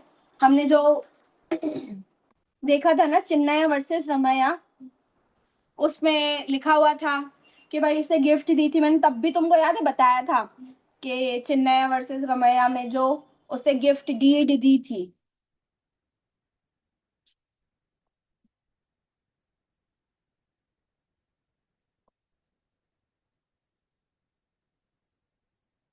पढ़ा था ना चिन्मया वर्सेस रमैया में, मैंने तुमको बताया था कि भाई ये जो आवाज नहीं चाहिए मेरे को। हाँ, एसी चालू कर दे, कर दो भाई इनके लिए एसी चालू, नवाब आए हैं हमारे। Thank you thank you. तो मैंने तब भी तुमको समझाया था कि यार ये जो मदर है वो अपनी डॉटर को गिफ्ट दे रही है, बट स्टिल अग्रीमेंट वैलिड है, क्योंकि अगर गिफ्ट जो है वो रजिस्टर्ड होती है ना तो कॉन्ट्रैक्ट वैलिड होता है। समझ में आया? जैसे नेचुरल लव और अफेक्शन में हमने पढ़ा, राइटिंग में करवाओ, रजिस्ट्री करवाओ तो कॉन्ट्रैक्ट वैलिड। तो उसी तरीके से तुम किसी को गिफ्ट दे रहे हो वाया अग्रीमेंट, और वो अग्रीमेंट राइटिंग में और रजिस्टर्ड है, तो वो गिफ्ट अग्रीमेंट वैलिड। चैरिटी, चलिए चैरिटी का मतलब क्या होता है भाई? तुम किसी को दान दे रहे हो, डोनेशन दे रहे हो, ठीक है? तो अगर तुम किसी को डोनेशन दे रहे हो तो वो भी तो वन साइडेड ही हुआ। तुम डोनेट करोगे, तुमको सामने से क्या मिलता है? सेटिस्फैक्शन, सुकून, मन को शांति, पर मॉनेटरी बेनिफिट थोड़ी है ये, कंसिडरेशन थोड़ी बोलेंगे। तुमने किसी संस्था को दान दिया तो उस संस्था से तुमको क्या मिला? कुछ भी नहीं। तो अब ये जो चैरिटी हुई या चैरिटी करने का प्रॉमिस हुआ, क्या संस्था उस प्रॉमिस को एनफोर्स करवा सकती है कि भाई तूने तो बोला था कि तू 5 लाख रुपए दान देगा, अभी क्यों ना बोल रहा है? भाई मेरा पैसा है, मेरे को पहले इच्छा हुई थी देने की, अभी नहीं देनी है। तो इन अ वे तो तुमको कोई फोर्स नहीं कर सकता है उस प्रॉमिस को पूरा करने के लिए, लेकिन लेकिन लेकिन बेस्ड ऑन दैट प्रॉमिस, भाई मान लो तुमने किसी चैरिटेबल हॉस्पिटल के अंदर प्रॉमिस किया था कि भाई हम आपको 5 लाख रुपए देंगे। उस हॉस्पिटल के अंदर एक पेशेंट आया जिसको ऑपरेशन करवाना था, ऑपरेशन करने के पैसे हॉस्पिटल में थे नहीं, पर उसको याद आया इसने तो बोला था 5 लाख रुपए देगा। तो बेस्ड ऑन दैट प्रॉमिस तुमने जो भी सर्जरी वगैरह का सामान था या जिस भी डॉक्टर को बाहर से बुलाना था तुमने बुला दिया, और बोला कि हम डॉक्टर तेरे को इतना पेमेंट करेंगे, और सर्जरी के जो भी इक्विपमेंट्स जहां से खरीदे थे वेंडर को बोला हम इतने टाइम में पेमेंट कर देंगे। तो तुमने लाइबिलिटी इनकर करी, लाइबिलिटी इनकर करी ना, डॉक्टर को भाड़े पे उठाया कि भाई थोड़े टाइम के बाद फीस दूंगा, इक्विपमेंट्स तुमने उठाए कि भाई पेमेंट थोड़े टाइम के बाद कर दूंगा, तो लाइबिलिटी इनकर हुई। क्यों करी तुमने ये लाइबिलिटी इनकर? क्योंकि एक प्रॉमिस चैरिटी का आया था। So based on a charity promise, if the institute has incurred any liability, तो भी मान लो तुमने लाइबिलिटी इनकर करी 3 लाख रुपए की, तो तुम उस डोनर को कंपेल कर सकते हो कि तेरे को 3 लाख तो देने पड़ेंगे। तुम पूरे 5 लाख के लिए फोर्स नहीं कर सकते, लेकिन 3 लाख के लिए फोर्स कर सकते हो। charity contracts because they are one sided consideration force नहीं कर सकते. They are not enforceable, but based on that promised donation, if the institute has incurred any liability, तो जितना liability incur हुआ उतने तक का contract enforce हो सकता है. खबर पड़ी? चलो पढ़ो फटाफट से.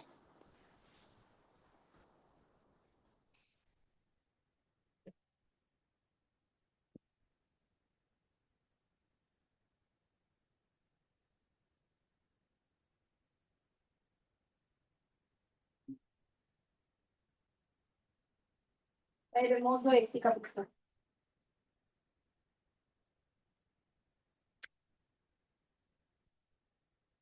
पढ़ा? एग्जाम्पल पढ़ा? टेम्पल वाला.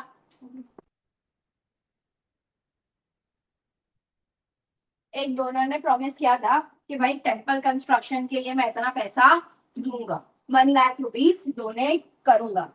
अब क्या डोनेशन में कंपल कर सकते हैं? नहीं.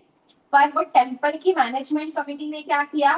टेम्पल का कंस्ट्रक्शन रिनोवेशन स्टार्ट कर दिया. तो सीधी सी बात है, रिनोवेशन स्टार्ट करने के लिए कुछ कॉन्ट्रैक्टर्स के साथ तुमको कॉन्ट्रैक्ट करने पड़े होंगे ना, कुछ मजदूरों के साथ कॉन्ट्रैक्ट करना पड़ा होगा, सीमेंट वगैरह वाले से कॉन्ट्रैक्ट करना पड़ा होगा. तो तुमने लाइबिलिटी इनकर करी. तो अभी उस प्रॉमिस के बेसिस पे तुमने जो लाइबिलिटी इनकर की है, उस लाइबिलिटी तक की अमाउंट से तुम कॉन्ट्रैक्ट एनफोर्स कर. चलो उसके बाद क्या है? खत्म क्या बात. चलो एक बारी ये देख लो क्वेश्चन आंसर्स फटाफट से. पहला क्या है? To form a valid contract consideration must be adequate. क्या आएगा आंसर? कंसिडरेशन एडिक्वेट होनी चाहिए. भाई हमने पढ़ा था कंसिडरेशन के रूल्स में, consideration need not be adequate. Example लिया था ना कि मैं 500 में लेकर आई थी शर्ट, लेकिन हार्दिक 1200 में लेकर आया, तो हार्दिक केस फाइल करेगा कि भाई मैंने तो ज्यादा पे किया और उसके सामने कंसिडरेशन मेरे को कम मिला है. ऐसा बोल सकता है हार्दिक?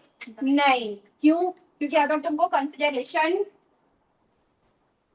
कम मिलती है तो हम क्या मानेंगे? It is a bad bargain.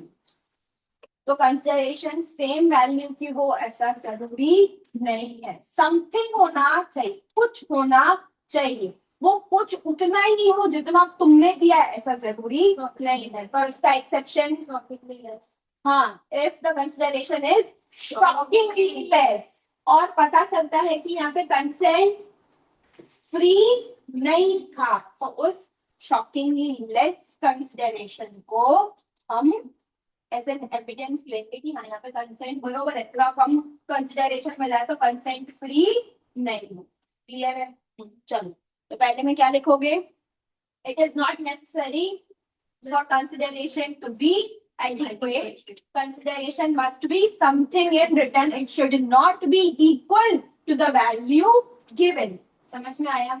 उसके बाद however, if the consideration is shockingly less and the party claims that his consent was not free, then inadequate consideration shall be taken as an as an evidence. ठीक है? चलो उसके बाद second question पढ़ो.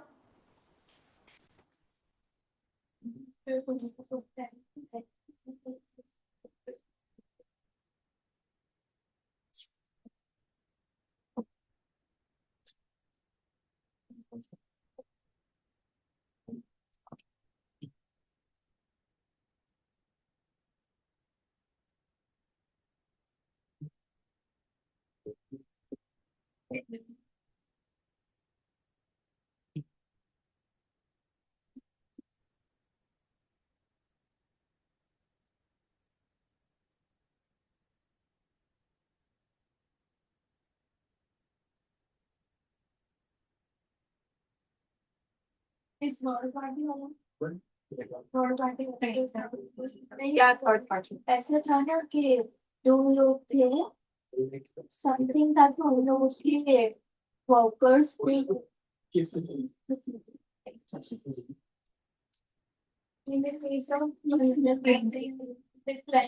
तो example था जिसमें वो एग्रीकल्चर पर्पस के लिए यूज नहीं कर सकता, मतलब ऑडिटोरियम के लिए यूज कर सकता है, फिर एग्रीकल्चर पर्पस के लिए यूज कर सकता है if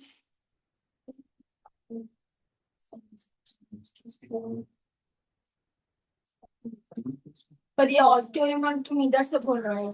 In the case of convenient, in the case of convenient running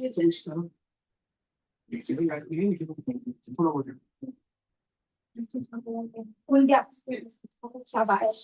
in the case of successors case कर सकते हैं। कौन सा क्या था वो प्रोविजन? तो in the case of in case of covenant running with the land, मतलब जब भी लैंड बेचने की बात हुई है तो उस अग्रीमेंट के अंदर कोई कंडीशन इम्पोज्ड है कि भाई लैंड खरीद रहे हो तो ये कंडीशन फॉलो करनी पड़ेगी। और वो जो लैंड का सेलर है उसकी डेथ हो जाती है तो ओनर वैसे सोचता है क्या फर्क पड़ता है, अब तो जो कंडीशन है उसका मैं ब्रीच कर देता हूँ। तो सेलर के जो सक्सेसर्स होंगे वो भी उस कंडीशन को फॉलो करवा सकते हैं। एग्जाम्पल लिया था कि मैंने तुमको लैंड बेचा था और मैंने बोला था कि ये लैंड सिर्फ और सिर्फ एजुकेशन पर्पस के लिए यूज हो सकता है, एंटरटेनमेंट पर्पस के लिए नहीं। तो अब मेरी डेथ हो गई तो तुमने सोचा कि यार सेलर तो है ही नहीं, तो अग्रीमेंट का जो कंडीशन है वो वैलिड ही नहीं है। तो तुमने क्या सोचा कि इसके ऊपर अभी अपने थिएटर बना देते। तो मेरे जो सक्सेसर्स है वो तुम्हारे ऊपर केस फाइल करेंगे और तुमको थिएटर बनाने से रोकेंगे। समझ में आया? ये हमने एक्सेप्शन पढ़ा था कि in which cases stranger can also sue in a contract. तो मेरे जो सक्सेसर्स है वो स्ट्रेंजर हुए ना, फिर भी वो केस फाइल कर सकते हैं ताकि कंडीशन फॉलो होती रहे। क्लियर है?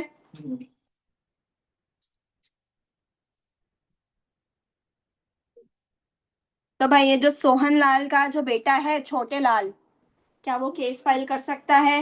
यस, वो केस फाइल कर सकता है और ऑडिटोरियम बनाने से रोक सकता है। चल आ जाओ unit 3।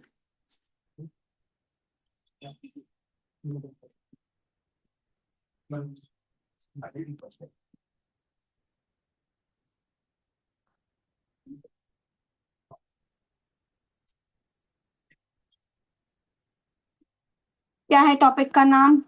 Other essential elements of a valid contract. अब देखो तुम लोगों ने यूनिट 1 में कॉन्ट्रैक्ट के बारे में पढ़ा, कैसे बनता है कॉन्ट्रैक्ट, ऑफर समझा तुमने,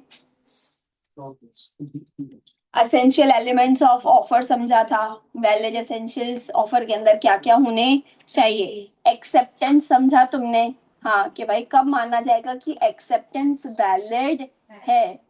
फिर तुमने अलग अलग टाइप के कॉन्ट्रैक्ट समझे। फिर हमने बोला ऑफर और एक्सेप्टेंस से बात नहीं बनती है, क्या होना चाहिए अग्रीमेंट बनाने के लिए? कंसिडरेशन, वो तुमने यूनिट 2 में पढ़ा।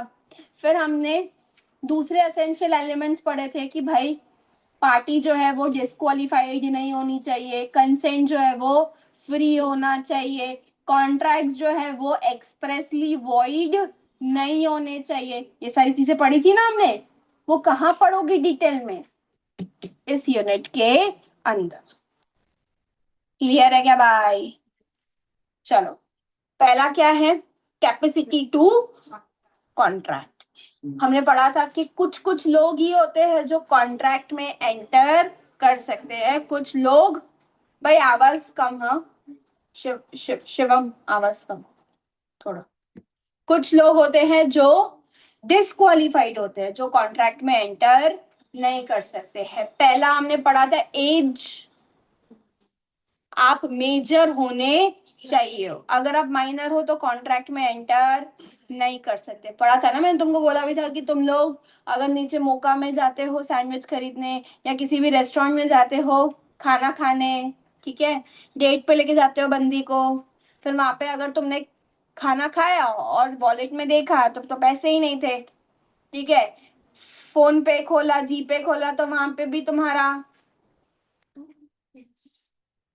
तो तुमने क्या किया, अंदर से छुपके से, भाई गर्लफ्रेंड के आगे बेइज्जती नहीं होनी चाहिए, है ना हार्दिक, नहीं होनी चाहिए गर्लफ्रेंड के आगे बेइज्जती, तो तुम अंदर छुपके से गए और बोला यार पैसे तो नहीं है, फिर तुमने सोचा क्या ही कर लेगा, मैं तो माइनर हूँ, केस फाइल तो कर नहीं सकता, तो भाई उससे क्या बोला, भाई तू केस फाइल नहीं कर सकता पर बर्तन तो धो सकता है ना, चल बैठ। तो बर्तन धुलाने के लिए उसने हार्दिक को बिठा दिया। हाँ मेजर है तू, तो भी वो सोचेगा भाई अभी कहाँ केस फाइल करने जाऊं, मैं बर्तन ही धुलवा देता हूँ, ठीक है। चलो, तो पहला क्या है भाई, एज ऑफ मेजॉरिटी होना चाहिए, वरना contract void ab initio, minor के साथ contract void ab initio. Void ab initio का मतलब क्या होता है, void from the very beginning, मतलब जो चीज शुरुआत से ही वॉइड है। खबर पड़ी, चल पढ़ लो, यहाँ तक पढ़ लो।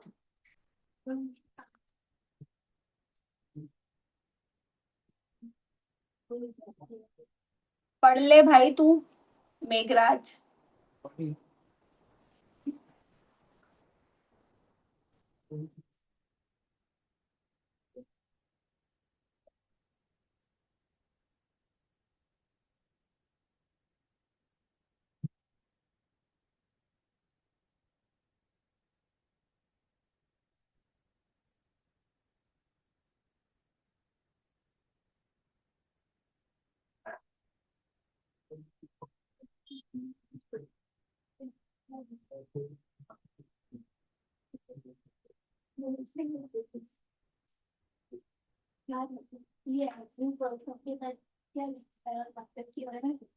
Every person domiciled in India, मतलब रिसाइड्स इन इंडिया, इंडिया में रहता है वो।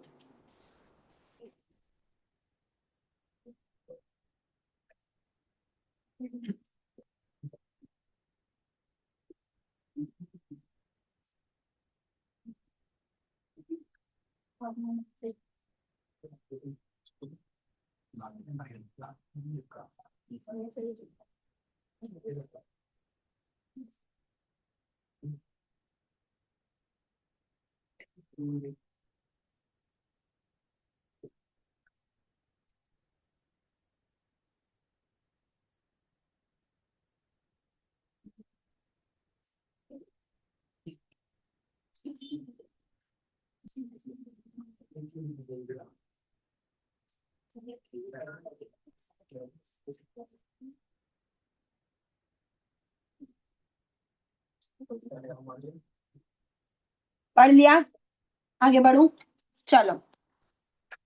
अब कुछ लीगल प्रोविजंस है कि अगर तुम माइनर के साथ कॉन्ट्रैक्ट करते हो तो तुम्हारे साथ क्या क्या हो सकता है।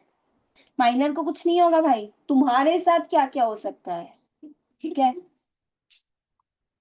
तो क्या बोला हुआ है, पहला, a contract made with or by a minor is void ab initio, अभी बताया कि शुरुआत से ही वॉइड है, कुछ नहीं कर सकते इसको रेक्टिफाई करने के लिए, कुछ नहीं कर सकते इस प्रॉब्लम को ठीक करने के लिए। भाई ये जन्मों जन्मांतर से ही गलत है, माइनर के साथ कॉन्ट्रैक्ट पाप है, पाप, ऐसे समझ लो, ठीक है। चलो तुम्हारे साथ कोई कॉन्ट्रैक्ट करना है तो तुम बोलो पाप नहीं करने का भाई।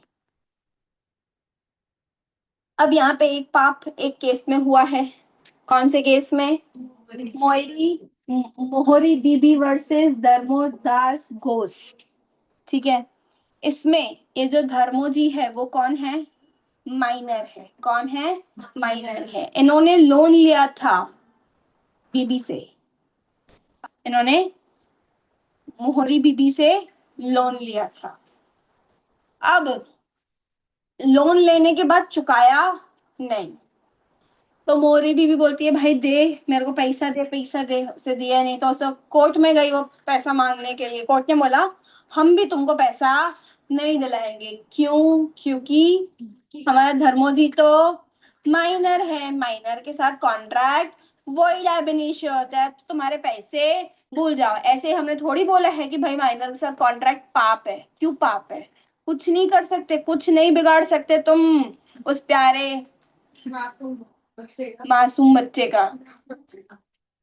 ठीक है, चलो पढ़ो, रीड करो केस लॉ, फटाफट से पढ़ो। फिर कौन समझाएगा भाई केस लॉ? तू समझाएगी? क्या बात, पढ़। हाँ भाई, there is a complain by Heli ji कि उनके अलावा इंटरैक्शन में और कोई पार्टिसिपेट ही नहीं करता है। सारे आंसर, अरे पर मैं सच बोल रही हूँ। तो अभी हेली नहीं बताएगी, कोई और बताएगा। बताओ ऐसा कौन है जो हेली की बात मानता है? हेली कह रही है कि कोई और कोई तो होगा इस क्लास में जो हेली की बात नहीं डाले यार। कौन है इस क्लास में ऐसा? पल्लव है ऐसी, पल्लव दोस्त है हेली की बहुत गहरी। मैं तेरी ही बात कर रही थी, अभी पता नहीं किसको क्या क्या लगा खबर।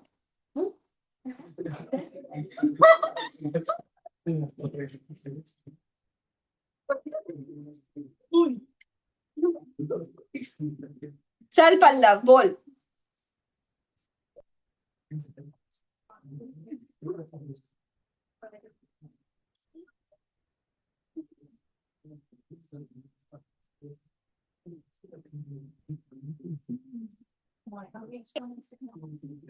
गिरवी रखना, मॉर्टगेज मतलब गिरवी रखना।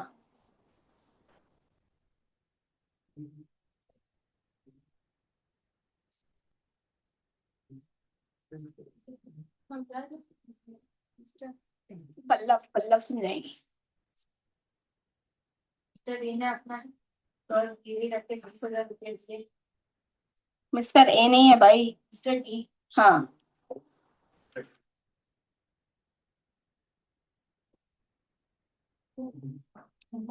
मिस्टर बी एक माइनर है जिसने मॉर्गेज किया उसका हाउस और रेंट।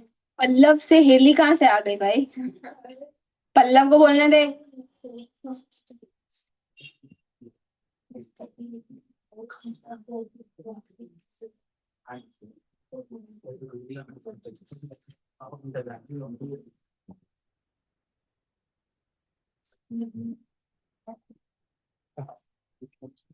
कौन है बॉयज में? है कोई? बोल।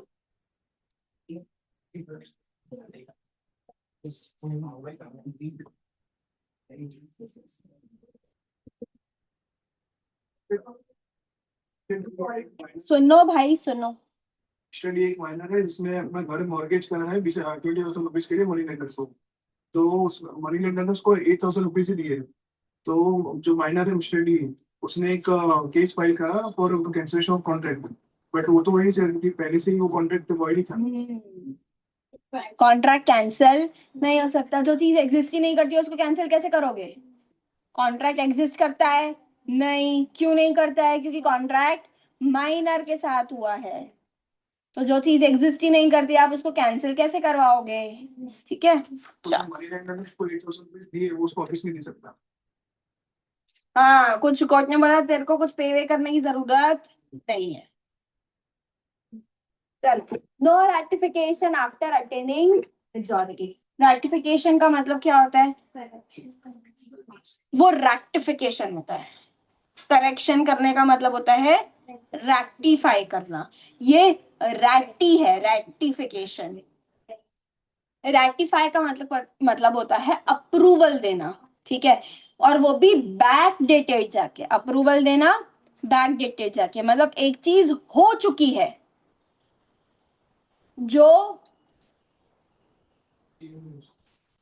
मतलब ऐसा काम हो चुका है जो तुम्हारे अप्रूवल के, लॉ के अप्रूवल के, या तुम्हारे अप्रूवल के, या किसी के भी अप्रूवल के बिना हुआ है, लेकिन तुम उसको अप्रूवल लेके या अप्रूवल देके ठीक करना चाहते हो, बैकडेटेड। क्योंकि यहाँ काम तो हो चुका है ना भाई। जैसे कि तुमको मम्मी ने बोला नहीं था कि भाई ये जो बेटा पैसे बचे ना उसके लिए तो अपने लिए चिप्स ले आना, पर तुम चिप्स ले आए, तो तुमने, तुम्हारे पास अथॉरिटी अप्रूवल था नहीं, तुमने क्या बोला मम्मी को, मम्मी मैंने चिप्स ले लिया, तो मम्मी क्या बोलेगी, कोई बात नहीं बेटा, ले लिया तो ले लिया। तो कॉन्ट्रैक्ट तो हो चुका था, काम तो हो चुका था बिना अप्रूवल के। अभी मम्मी क्या कर रही है, बाद में अप्रूवल दे रही है। तो मम्मी ने क्या किया, उस ट्रांजैक्शन को, जो तुमने काम किया उस काम को रेक्टिफाई किया, मतलब प्रीवियस बैक डेटेड जाके अप्रूवल दिया। जो काम हो चुका है उसका अप्रूवल दिया। जनरली अप्रूवल पहले लेते हैं, काम बाद में करते हैं। तुम काम कर चुके हो, अप्रूवल बाद में ले रहे हो। खबर पड़ी? तो अभी हो क्या रहा है यहाँ पे, माइनर के साथ कॉन्ट्रैक्ट वॉइड है। वॉइड वो भी from the very beginning void है। हाँ, वॉइड एब इनिशियो है। अभी भाई मान लो मैंने है ना तुम्हारे साथ कॉन्ट्रैक्ट किया, तुम तो माइनर थे भाई, जो है, जो माइनर है, मैंने उसके साथ कॉन्ट्रैक्ट किया, तो वॉइड था। मैंने तुमको गुड सेल किए और अभी मैं तुमसे पैसा मांग रही हूँ, तो तुम क्या बोल रहे हो, मैं तो माइनर हूँ, माइनर के साथ कॉन्ट्रैक्ट तो वॉइड होता है, मैं काय को पैसा दूं। अब जैसे ही तुम्हारा बस 5 दिन के अंदर बर्थडे आ रहा था और तुम 18 साल के हो रहे थे, मैंने कहा देख भाई तुम तो अभी मेजर हो गए, तो मेजर होने के बाद मैं तुमको बोल रही हूँ चलो वो जो पहले वाला कॉन्ट्रैक्ट था ना उसको हम रेक्टिफाई कर देते हैं कि भाई कॉन्ट्रैक्ट हुआ तो पहले था लेकिन उसको हम वैलिड अभी से मान लेते हैं। पर ऐसा चलेगा नहीं, क्योंकि पाप है माइनर के साथ कॉन्ट्रैक्ट। पाप पाप कभी भी ठीक नहीं हो सकता। तो माइनर के साथ अगर तुमने एक बार कॉन्ट्रैक्ट कर दिया जो वॉइड एब इनिशियो है, वो कभी भी मेजर होने के बाद रेक्टिफाई नहीं हो सकता। समझ में आया? क्लियर है? चलो एग्जाम्पल मैं समझाऊंगी, पहले तुम पढ़ लो। एग्जाम्पल मैं समझाऊंगी, मैं समझाऊंगी।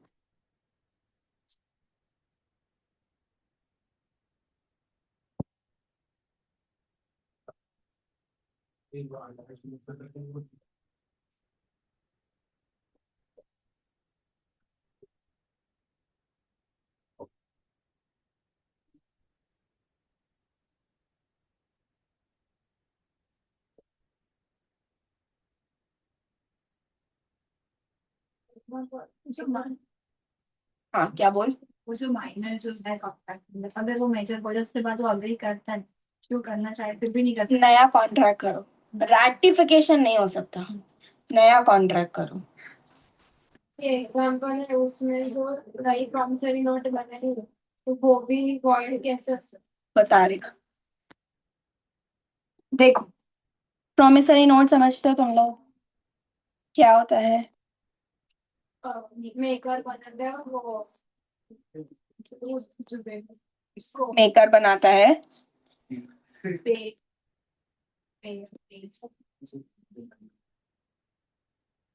Unconditional undertaking. देखो हाँ अनकंडीशनल अंडरटेकिंग होती है। नेगोशिएबल हो गया तुम्हारा?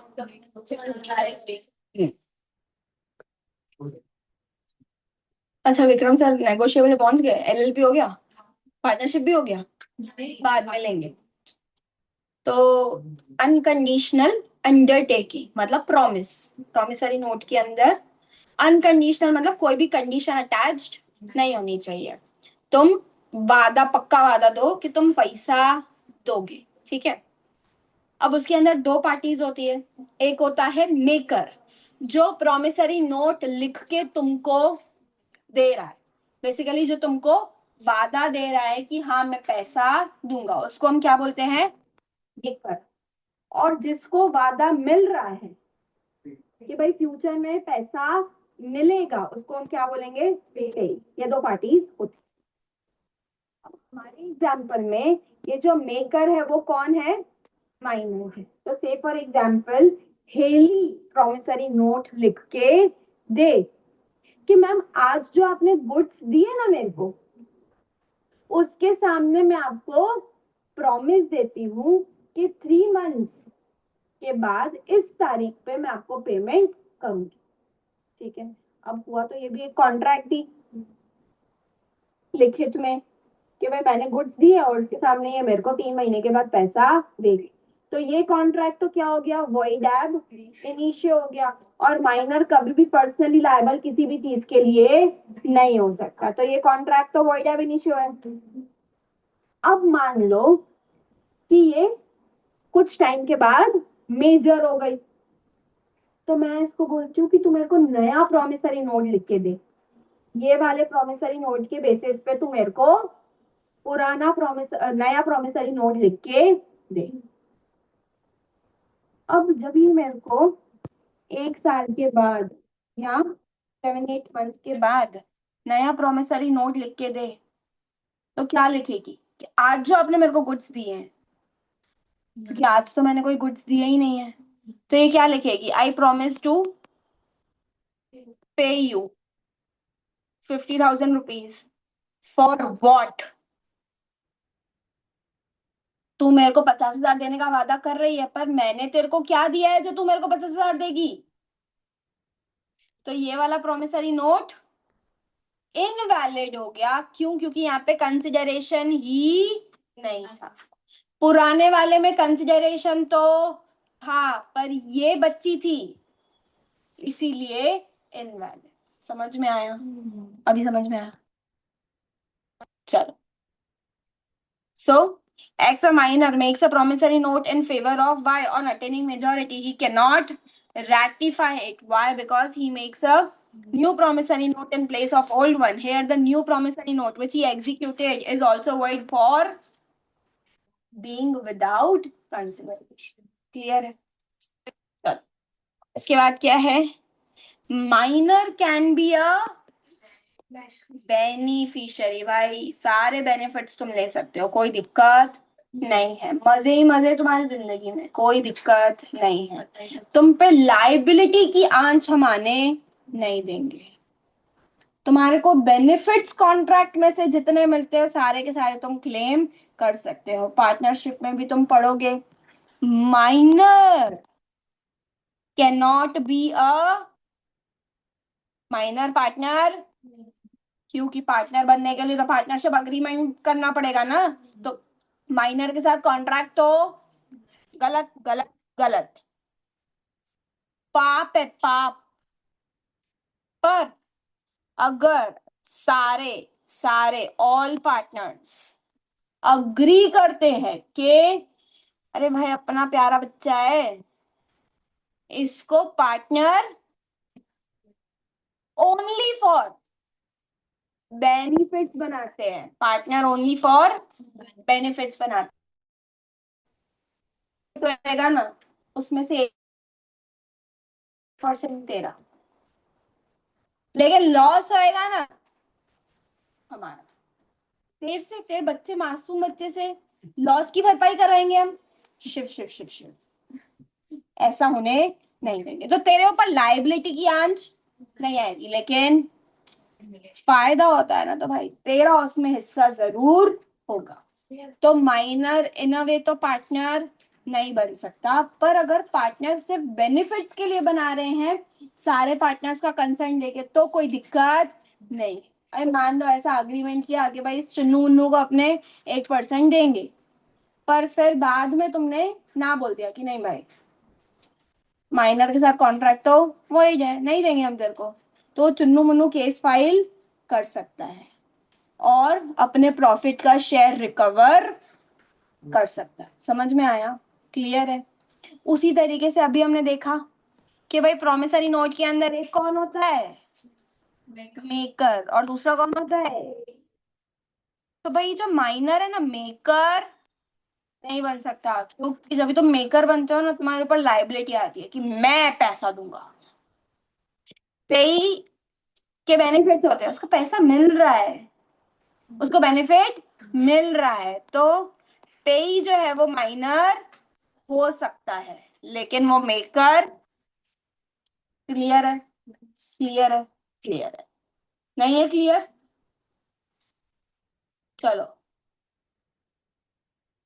पढ़ लो ये फटाफट।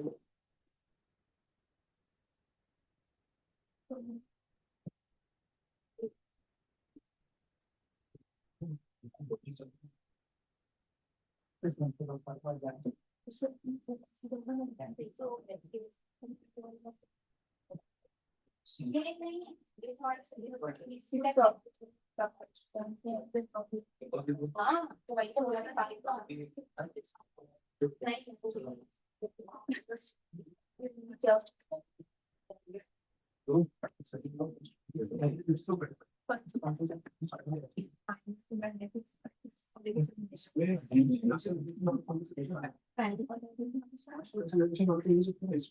बट वो कॉन्ट्रैक्ट का वही कॉन्ट्रैक्ट है। तो जब तुम बुक्स दिए थे तब तुम माइनर थे, तो पूरा कॉन्ट्रैक्ट ही वाले थी। तो इस टारगेट कॉन्ट्रैक्ट के बेसिस पे तो नया कॉन्ट्रैक्ट नहीं कर सकते।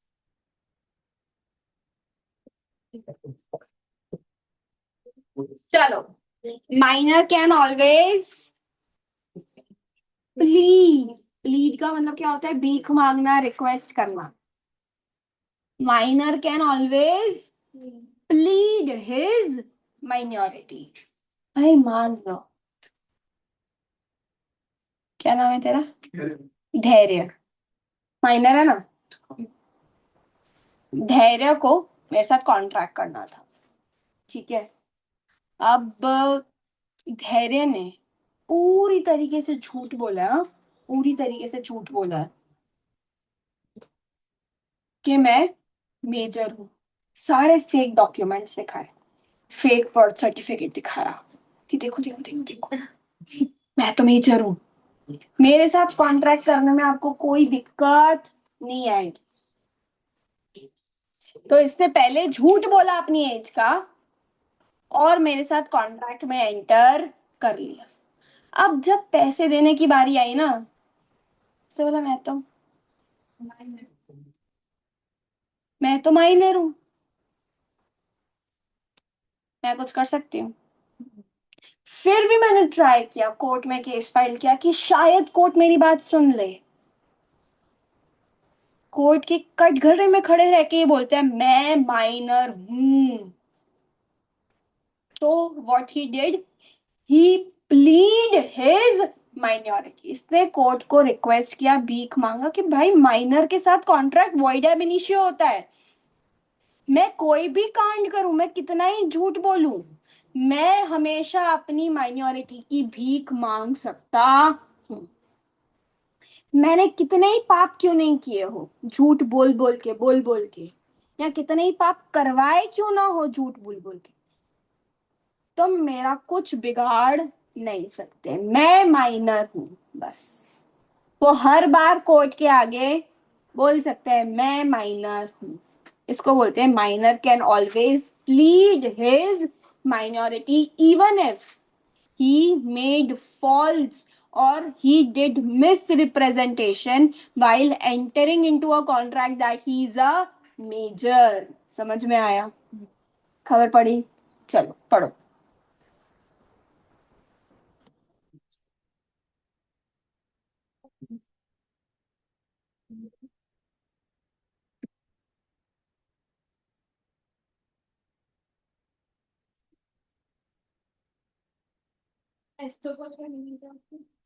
अपने क्लेम से मुकरना, बताया था ना, वन कैन नॉट डिनाई। एक बार तुमने क्लेम कर दिया, उसके बाद तुम अपने क्लेम से मुकर नहीं सकते। पर ये चीज माइनर के केस में लागू नहीं होती है। इसने भी तो क्लेम किया था ना कि भाई मैं तो माइनर हूँ लेकिन मेजर हूँ, लेकिन वो अपने क्लेम से मुकर सकता है। वो बोलता है मैंने तब बोल दिया था पहले मैं मेजर हूँ, लेकिन अब तो मैं बोल रहा हूँ मैं माइनर हूँ, मेरे साथ contract void ab initio. Rule of estoppel is not applicable to minor.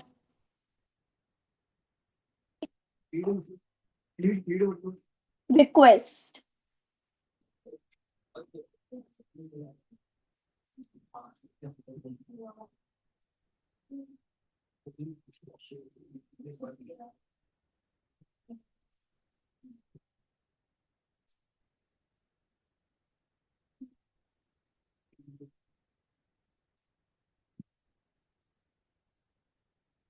Example मैं समझा रही हूँ,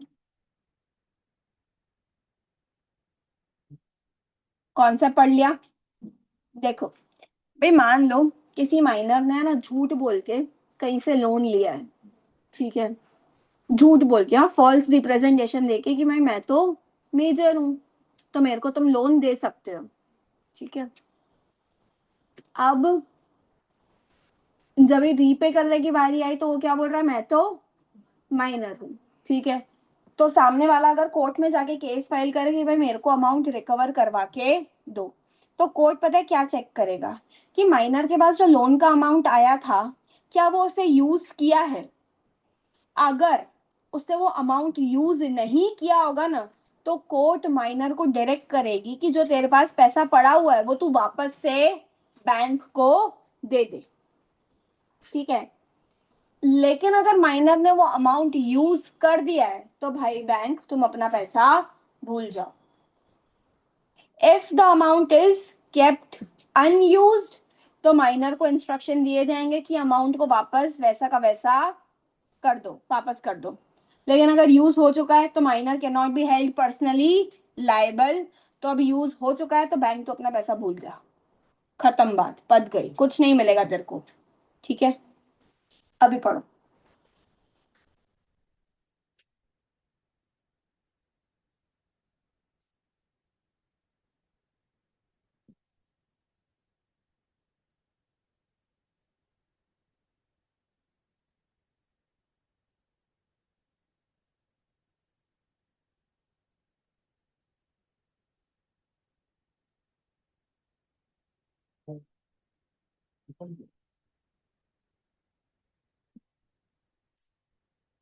पढ़ लिया।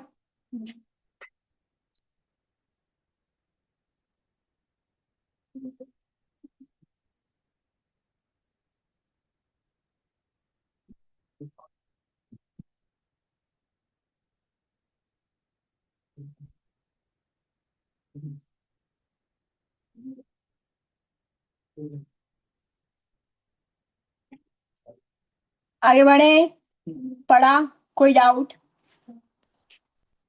Very important topic, very very very very very infinitive, very very important topic.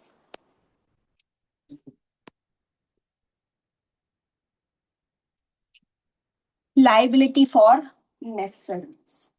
देखो, अगर किसी भी पर्सन ने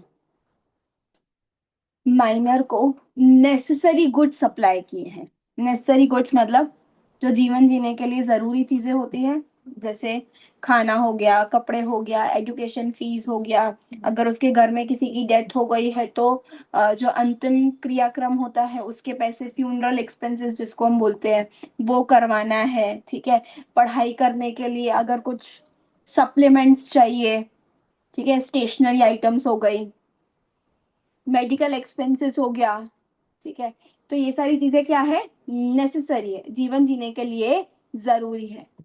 तो अभी माइनर के पास पैसा नहीं था, तो सामने वाले को दया आई और उसने भाई ऑपरेशन करवाना था तो ऑपरेशन करवा दिया, एजुकेशन का फीस पे करना था तो फीस पे कर दिया, ठीक है। घर में फैमिली में किसी की डेथ हुई थी तो फ्यूनरल एक्सपेंसेस पे कर दिया, ऐसे करके उस माइनर की उसने मदद करी।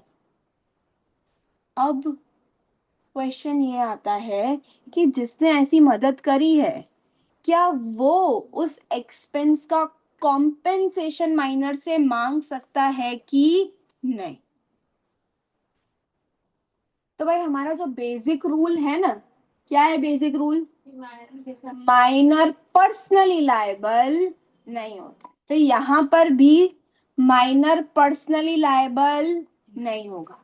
लेकिन इन केस माइनर के पास कोई भी प्रॉपर्टी है, जैसे भाई कुछ गोल्ड पड़ा था, ज्वेलरी पड़ा हुआ था, ठीक है, या फिर कुछ शेयर्स पड़े हुए थे अपने एंसेस्टर्स के, तो जो भी प्रॉपर्टी और असेट माइनर के पास है उसको बेच के आप उन नेसेसरी जो आपने प्रोवाइड किया उसका लायबिलिटी आप रिकवर करवा सकते। पर्सनली पैसा माइनर पे नहीं करेगा, लेकिन उसके पास जो प्रॉपर्टी है उसको यूज करके अमाउंट रिकवर हो सकता है। तो से फॉर एग्जांपल तुमने जो भी मेडिकल एक्सपेंसेस थे या फ्यूनरल एक्सपेंसेस थे, ऐसा करके करके तुमने 40,000 का एक्सपेंडिचर माइनर के ऊपर किया नेसेसरी गुड्स का। माइनर के पास एक गोल्ड की रिंग थी जो 30,000 रुपए की थी। माइनर के पास गोल्ड की रिंग थी, तो असेट हुई ना, प्रॉपर्टी हुई, वो 30,000 रुपए की थी।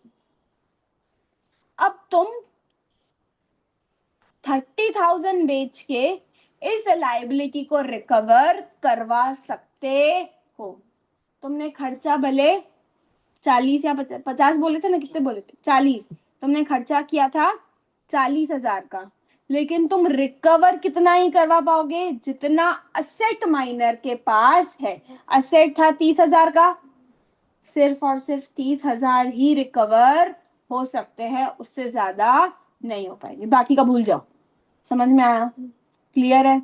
If somebody has supplied necessary goods to the minor, then minor shall not be held personally liable, but such an amount can be recovered from his assets, estate, property.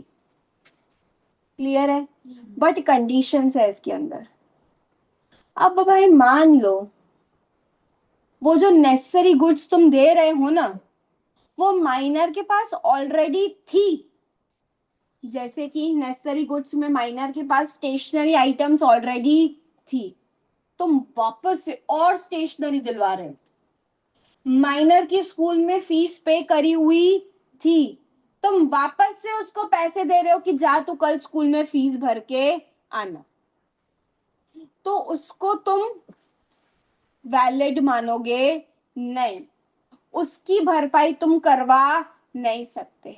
तो necessary goods का अगर recovery चाहिए तो पहला condition क्या है, वो नहीं भाई अभी बोला, वो नेसेसरी गुड्स उसके पास ऑलरेडी नहीं होना चाहिए।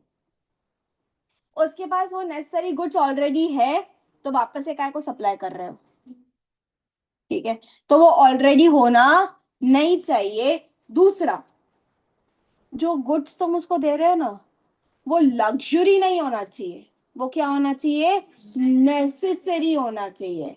लग्जरी नहीं होना चाहिए, नेसेसरी गुड्स ही होने चाहिए। अगर वो लग्जरी है तो अमाउंट रिकवर नहीं हो सकता। समझ में आया? क्लियर है?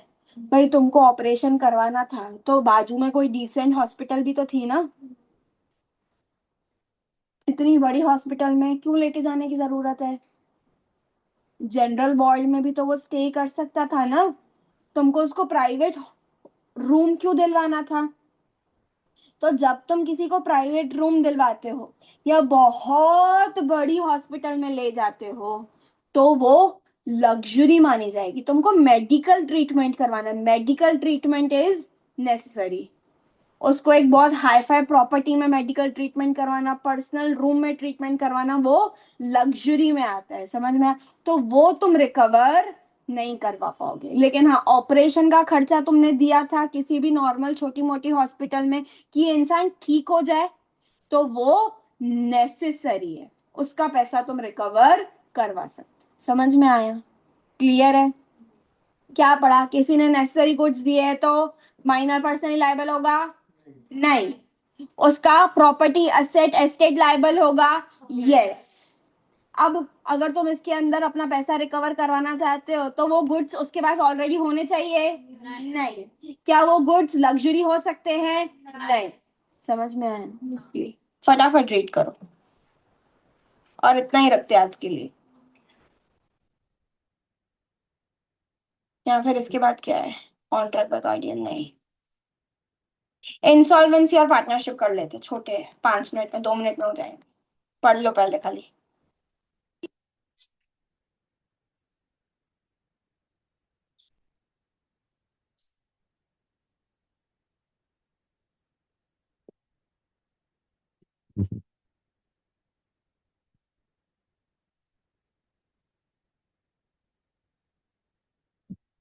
पढ़ भाई पढ़।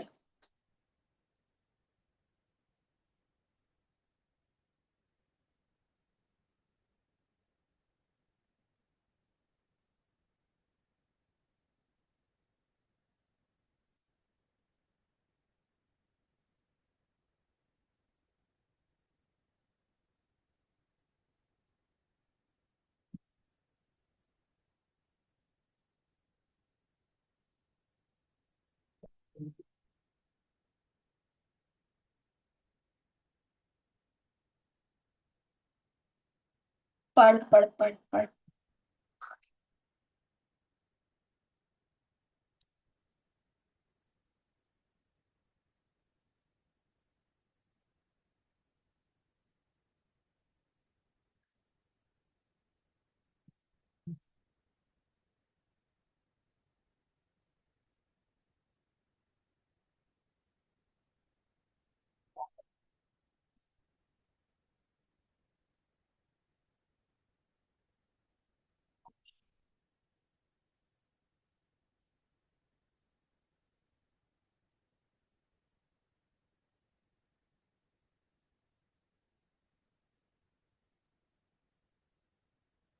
पढ़ लिया, क्लियर है। चलो उसके बाद इंसॉल्वेंसी में क्या बोला हुआ है कि भाई कभी भी माइनर है ना इंसॉल्वेंट डिक्लेयर नहीं हो सकता है, सीधी सी बात है ना। इंसॉल्वेंट कौन डिक्लेयर होता है, जिसकी लाइबिलिटी बहुत ज्यादा हो और असेट बहुत कम हो। हमने क्या बोला, पहली बात तो तुम माइनर के साथ कॉन्ट्रैक्ट कर नहीं सकते, तो लाइबिलिटी कहाँ से आती है, कॉन्ट्रैक्ट से आती है। हमने लाइबल उसको ठहराया कब, जब कोई नेसेसरी गुड सप्लाई हो, उसमें भी उसकी खुद की लाइबिलिटी तो है नहीं, कितने के लिए लाइबल है, जितनी उसके पास असेट है। तो कभी भी उसकी लाइबिलिटी उसके असेट से ज्यादा तो क्रॉस हो ही नहीं सकती है। तो इंस्टॉलमेंट डिक्लेयर कैसे करोगे उसको, इंस्टॉलमेंट डिक्लेयर होने के लिए असेट से ज्यादा लाइबिलिटी होनी चाहिए। पर हमने बोला भाई तू कभी पर्सनली लाइबल होगा ही नहीं, नेसेसरी गुड्स के लिए भी तेरी जितनी प्रॉपर्टी है उतनी ही लाइबिलिटी आएगी, तो कभी भी उसकी लाइबिलिटी उससे प्रॉपर्टी से एक्सीड होगी ही नहीं, इसीलिए वो कभी इंस्टॉलमेंट डिक्लेयर नहीं होगा। समझ में आया, क्लियर है। देखो, a minor cannot be declared insolvent as he is incapable of contracting debts and dues are payable only from the properties of the minor and he shall never be held personally liable। उसके ऊपर खुद के ऊपर कभी भी liability नहीं आएगी, जितनी प्रॉपर्टी है उतनी ही लाइबिलिटी होगी, और वो भी सिर्फ और सिर्फ नेसेसरी गुड्स के केस में। फिर क्या बोला हुआ है, पार्टनरशिप अभी हम समझे। जनरली तो वो पार्टनर बनता नहीं है, क्यों, क्योंकि पार्टनर बनते हो तो लाइबिलिटी का भार भी आता है, पर सारे पार्टनर्स अग्री करे तो पार्टनर्स फॉर बेनिफिट वो बन सकता है। देखो, a minor being incompetent cannot be a partner in a firm but he can be admitted to the benefits of the partnership। Clear है, ठीक है, चलो इतना ही रखते हैं आज के लिए।